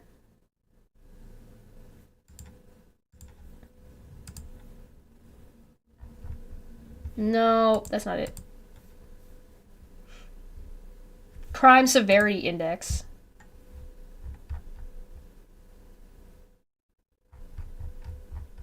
Can we open...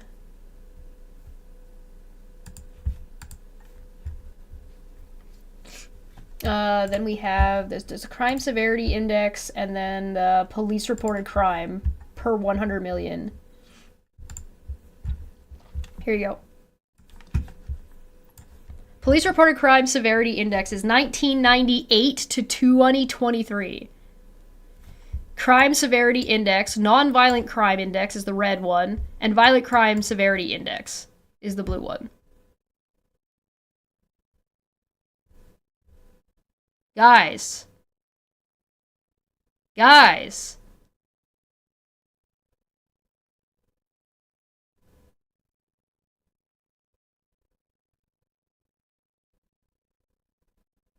Guys.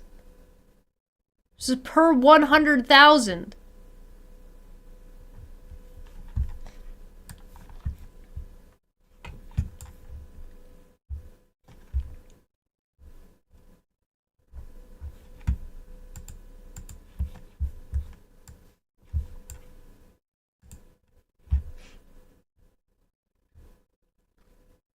The actual change is 3.1%.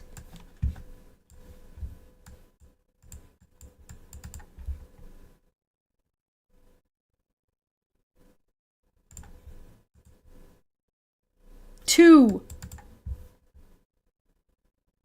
2.1% change. 2. 100,000 per 100,000. 0.4 for violent crime. 0.4%. Guys, 0.4%. Are you fucking kidding me? Guys, that's not, that's within margin of error. Not only that, is our population has increased. Dumbass. When you increase the number of people, these numbers are going to go up.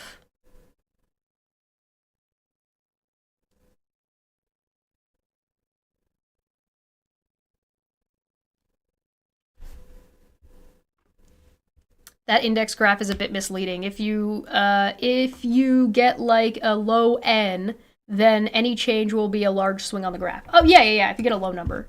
Yeah, like, you mean this graph? Yeah. This graph looks like it's bouncing higher than it is. Look, this is 2023, 9.9, 99.5, 99.1. Hey, you guys remember when Harper was in office? Here? And then COVID happened here?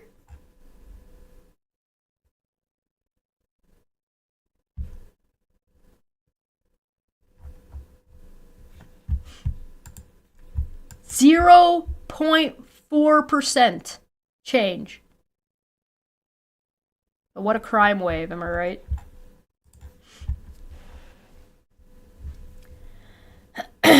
To fight this trend, to ensure the safety of all Canadians, the Conservative government will adopt, in collaboration with provinces and municipalities, a national strategy. If you put more police, it's gonna go up. That's not preventative. That's just arresting more people. A national strategy on the fight against organized crime, including the creation of a joint national task force on security. This task force will concentrate on keeping illegal firearms out of the hands of criminal gangs through increased efforts to curtail smuggling and distribution of contraband firearms. I mean, if you want to have stricter rules about border crossing with America to prevent smuggling, fine. Okay, I'm fine with that. Increase the financial resources allocated to the RCMP to help them fight against those activities in all regions of the country. The border! Your issue is the border! Propose an amendment to the criminal code to reverse the burden of proof so that members of a criminal organization and not the Crown will have to prove at the time of seizure that the goods were not acquired through criminal acts committed for organized crime. No! Feline, no, big yikes. We don't like that. Specific criteria will govern this measure to respect the principles of the presumption of innocence of the accused. Oh yeah? What happened to innocent until proven guilty? No, this is twice now. This is twice in this document. This is twice in this document that they have decided innocent until proven guilty isn't the rule of law anymore. That they don't want that to be the rule of law. Strengthen the legislation to prosecute any persons who knowingly engages in counterfeit activities by manufacturing, reproducing, and distributing, importing, or selling counterfeit goods. By the way, violent crime does not need to use guns, and smuggling is not inherently violent in and of itself. It's violent in what happens, but like there's not a shootout every time somebody smuggles guns in. You know what I mean? Civil forfeiture, yeah. Whoever wrote this document has to prove he is innocent, yeah. We believe the government, in collaboration with provinces and territories, should develop prevention strategies in the fight against street gangs. Yeah, what do you think the prevention strategies are? It's social services. Social services are the way to deal with this. It's social services. Young offenders. The Conservative Party supports introducing measures to hold young lawbreakers accountable to their crimes and the larger community. We believe the government should introduce measures to ensure that a violent or serious repeat offenders 14 and over are tried as adults.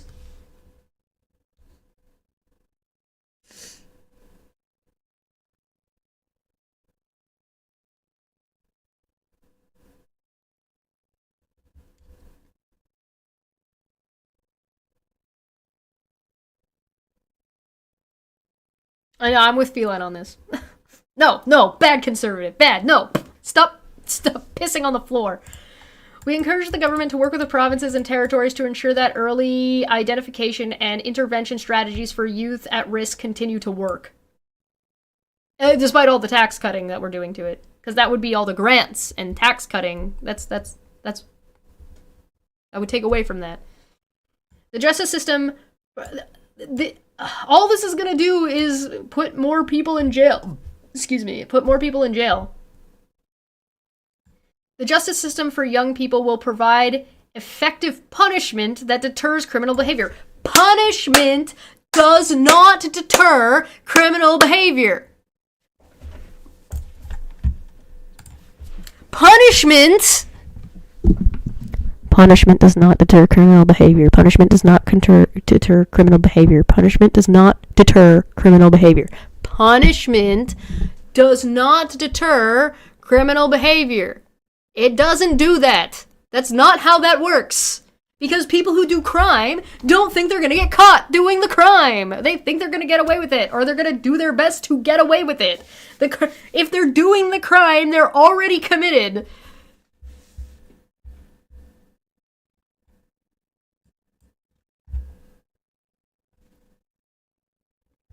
Instills a sense of responsibility in young offenders for their behavior. It does not do that! It definitively does not do. This is embarrassing. And gives young people better opportunities for rehabilitation. How? In prison? How? How does that give anybody opportunities for rehabilitation when you now have a fucking crazy criminal record because you were tried as an adult?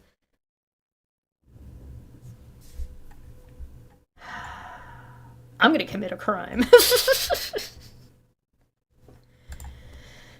Family violence. The Conservative Party believes the consequences of family violence are harmful to all of society.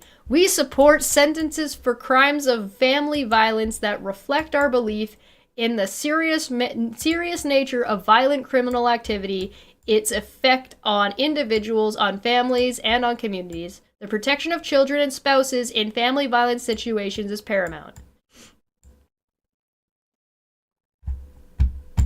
Prove to me you didn't miscarry your child on purpose, woman. Child protection. The Conservative Party supports stronger legislation against sex offenders, pedophiles, human trafficking, and child pornography for the protection of children through the elimination of all defenses that are used to justify both the possession of child pornography and engaging in predatory conduct to prepare a child or young person for sexual activity at a later time, grooming.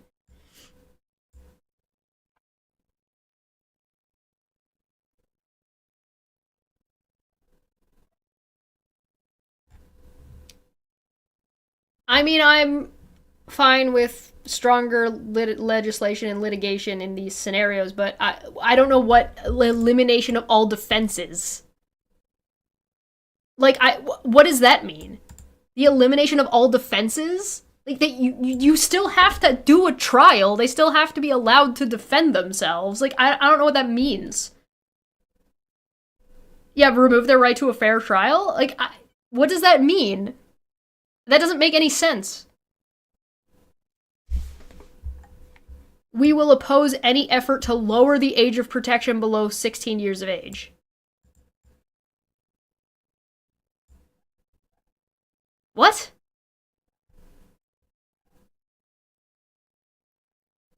What defenses are specifically being referred to here? I don't know. We will oppose any effort to lower the age of protection below 16 years. So 16-year-olds will remain protected, and they don't want 16-year-olds to be lumped upwards. But they want to treat 14-year-olds as adults. So... What?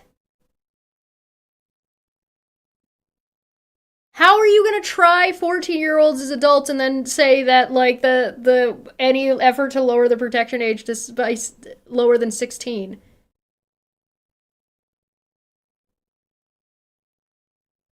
I mean, I feel like you could probably bump that to 18 and be fine. We believe that the government should fight the cyber stalking of children by allocating more resources for internet monitoring, by increasing the penalty for cyber stalkers, and by taking measures to raise awareness among all Canadians, particularly young Canadians, about the importance of protecting their privacy online. Sure. Fine. We support legislation to ensure that any child born alive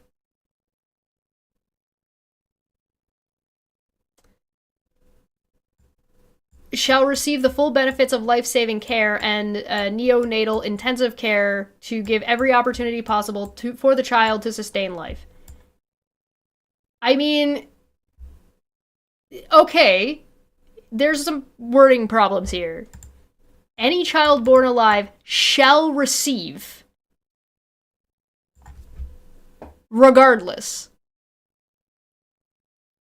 How are you going to pay for it? First off. I mean, that's the question the conservatives like to ask, right? How are you going to pay for it? And second off, how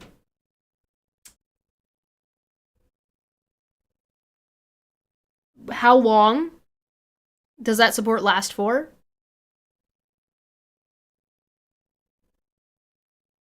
Right, how long do they get access to this? And does this mean, especially because of what we covered before, does this mean that you will not be able to opt out and not have access, and not, still have the access, but choose not to utilize it in some extreme scenario where you have an incredibly ill baby that is not viable?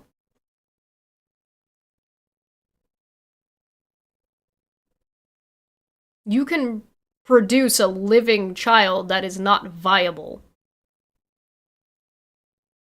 Are we talking like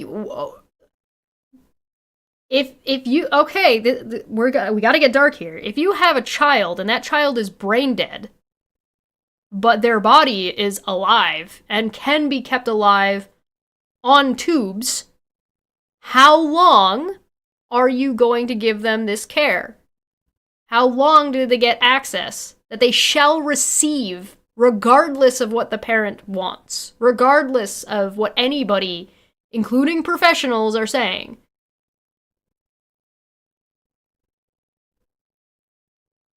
No, you're not reading too much into it.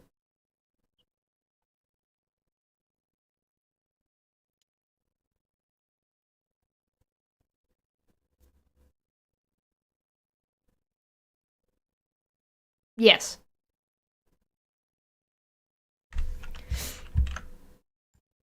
Like, I'm not making up hypotheticals. These are things that happen. Right? I'm not making up a crazy scenario.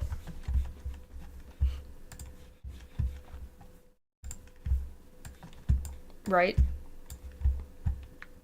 Genetic disorder that results in thickened skin nearly the entire body at birth. The skin forms large diamond, trapezoid, rectangle shaped plates that are separated by deep cracks.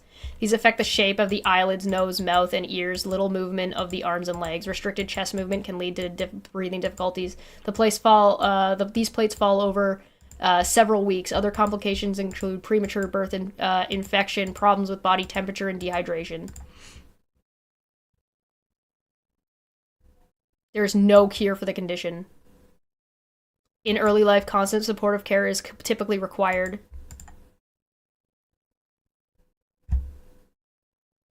The condition affects 1 in 300,000 births.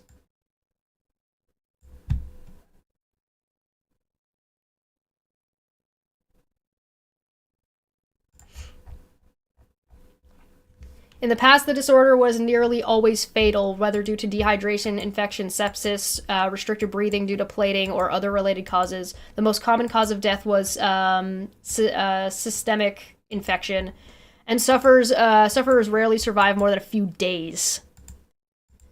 Improved neonatal intensive care and early treatment with oral retinoids, such as the drug isotretinoin, may improve survival. Early oral therapy has been shown to soften scales and encourage whatever the fuck that word is. After as little as 2 weeks of daily, fissures in the skin can heal and plate-like scales can nearly resolve. Improvement of the blah, blah, blah, blah, blah, blah, blah. Children who survive non-neonatal period usually develop a less severe phenotype resembling severe congenital I can't pronounce that. I give up already. People continue to suffer from temperature deregulation and may have heat and cold intolerances. Poor hair growth, scarring,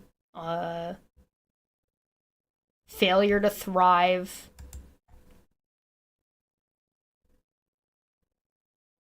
Though this one, most infants do not live past a week.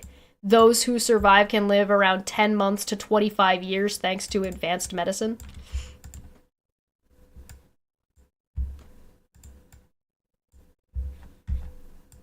So, like I said, how long are you going to make this care available for? Are you going to make this care available for years? And how are you going to pay for it? And this is intensive care. This isn't cheap. And you're going to force them to do it. Regardless of what any doctor is saying and how severe the issue is. This is the same problem that I have with the abortion thing. If a woman is pregnant, gets in a car accident, and is brain dead, your husband, your significant other who is there, cannot terminate your life. You will be kept alive, regardless of what you want, and regardless of what your significant other wants, to potentially pop that baby out. whatever that baby might look like when it comes out. Again, regardless. Or you're in a car accident, your significant other who is pregnant and that child are both, the baby's dead, mom's has a chance to survive if you are allowed to abort the pregnancy, but you're not allowed to abort the pregnancy. So you are forced, you have no choice. This is anti-choice shit.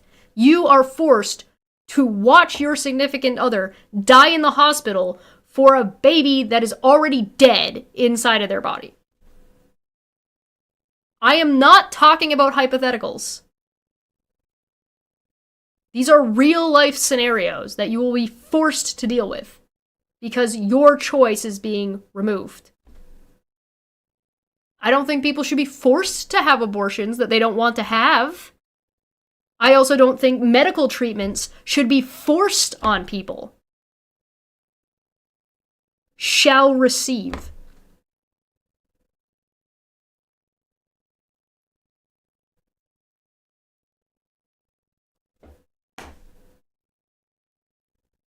The Irish article I read out a few years back, yep. The lady that died from sepsis? Yep, I remember. There are women bleeding out in parking lots right now, dying because they're not allowed to have abortions in America.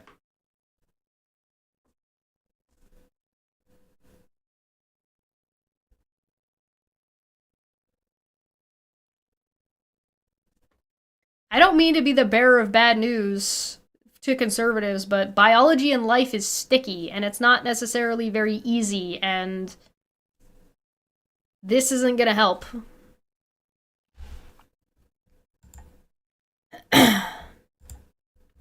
Missing Persons Registry. The Conservative Party supports the creation of a... Again, give access. Yeah, by all means. I'm for the... Give full benefits and access to all of these healthcare things, but it needs to be a choice. Missing Persons Registry. The Conservative Party supports the creation of a National Missing Persons Registry to assist in the location and identification of persons reported missing. The registry would operate in conjunction with the Canadian Police Information Centre, CPIC, and DNA database currently in place. We support streamlining and improving the existing computer systems, including DNA databanks, CPIC, and the Sex Offender Registry. We believe the government should fight human trafficking by providing the RCMP with personnel and resources needed to effectively combat this problem, and instituting tougher sentences for all those involved in this form of human exploitation. Bro, social services are the things that help with this. Homelessness, people who go missing, people who are sex trafficked, are people who are desperate in a lot of scenarios. So if you fix socioeconomic status, and you make homelessness not a threat, and starvation not a threat, that people can just survive, you're going to greatly reduce all of these issues. Giving more money to the police doesn't help. Sexual exploitation in Canada. The Conservative Party rejects the concept of legalizing the purchase of sex. Boo! Squares! Prudes! We declare that beings are not objects to be enslaved, bought, or sold. I mean, those are not the same thing! We shall develop a Canada-specific plan to target the purchasers of sex and human trafficking markets. Again, those sex and human trafficking are two different things. Not all human trafficking is sex-related. Through criminalizing the purchase of sex, as well as the act of any third party attempting to profit from the purchase of sex. Okay, yeah, so prostitution is decriminalized in Canada. It doesn't mean it's legal, it's just decriminalized. So they want to change that. Charter of Victims' Rights. The Conservative Party shall undertake to 1. Promote the adoption of the Charter of Rights for Victims of Criminals Acts, reuniting the whole of the current rights of victims contained within the federal legislative corpus. Am I stupid? You have the Charter of Rights if you're Canadian and you're in Canada. So why are you separating, implying that victims of criminal acts don't apply to this? Huh?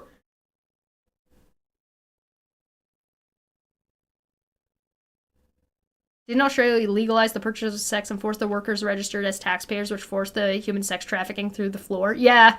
Did Australia do that? But yeah, that's what would happen. When you so you decriminalize it, then you legalize it. When you legalize it, you then make people have to have like terms of service. So like you have to have a license, right? And so when you input a license and taxes, you have to pay the government for the license. And when you pay the government for the license, you're bringing in revenue to the government. Add new rights to such a charter. Make this charter legislation based notably on the rights of victims to restitution, access to information and representation, and safety. Courts of cultural and religious persuasion. All right. In areas of federal jurisdiction, the Conservative Party of Canada will not endorse religious or cultural courts in Canada. What the fuck is a cultural court? What is that? In each province and territory in Canada, there shall be one law for all Canadians with courts for criminal matters. What about civil matters? What? Rural crime. The Conservative Party of Canada will make reducing the rate of rural crime a priority. Okay.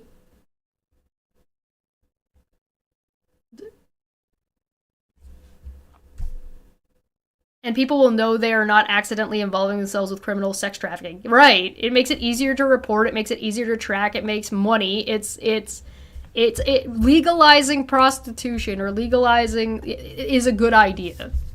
Sex work is work. It should be legal. Pay taxes. Make it licensed. If you want to run a brothel, you have to have it licensed. And it should have like standards of practice, right? So like medical checks, nurses, whatever. It has to be clean.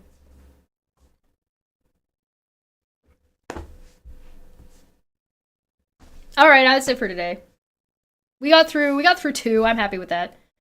We got 5 pages to about 10 pages left. We should be done tomorrow. Thank you so much for joining me. I hate this document. It's a piece of shit. I hope this helps you understand what's going on and what to look out for in your localities, even if we're not dealing with the Conservative Party in the future. And conservatives, you might not agree with me about sex trafficking or whatever. That's fine. You should agree with me on the factual basis that it would bring in profit and bring in revenue to the government. That's fine. Getting rid of cultural courts seems to be another restriction on First Nations. Ooh, go, you right. That might be what that is. Oh, that's a bad idea. We shouldn't do that. If that's what that is, that's a good... I didn't think of that. You right.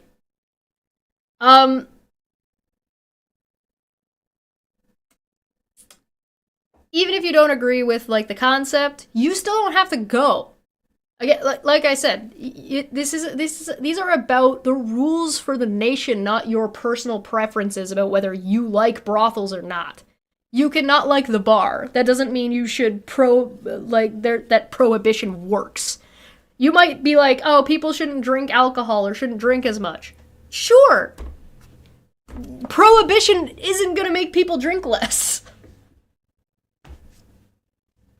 Prohibiting sex work doesn't make people have less sex. So, you're benefiting nobody. At least you can tax it, legalize it, and make it safer. What do you value more? People's safety or telling people what to do? And the answer is telling people what to do. I know the answer. I know. You'd rather control people with a stick than because of something you don't like, then let people fucking live their goddamn lives with no fucking issue to yourself. In fact, trying to control people with a stick causes you more issues directly than not.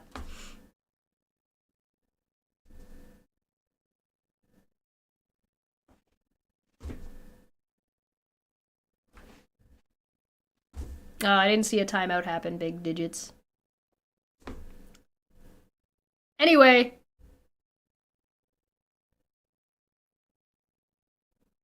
A lot of what conservatives say they want is contrary to like what they do to get those things is counterintuitive to what you would actually do to get the result. So like they say they want this thing and they say this is how we're going to do that, but this is going to cause the opposite of this. Cause and effect. You legalize prostitution, you get to have a monetary cut, and you get to make money, you get to make people safer, you do less crime, and you have less people in jail, which means you have more people doing things in society. And prohibition doesn't work. We know prohibition doesn't work. And we also know that decriminalizing drugs has led to more people being able to go and get help when they're ODing on heroin or such, which is what we saw in the chart that we looked at earlier. Anyway, that's it for me. Thanks for joining me. I'm going away now. Goodbye. I'll be back soon. I'll see you tomorrow. I'm tired. Have a good day, everybody. I gotta get something to eat. Ugh, these fucking people are unfucking believable. It's so stupid. It's so fucking dumb. I don't know, man. I don't know. Bye. What you just said is one of the most insanely idiotic things I have ever heard. At no point in your rambling, incoherent response were you even close to anything that could be considered a rational thought. Everyone in this room is now dumber for having listened to it. God have mercy on your soul.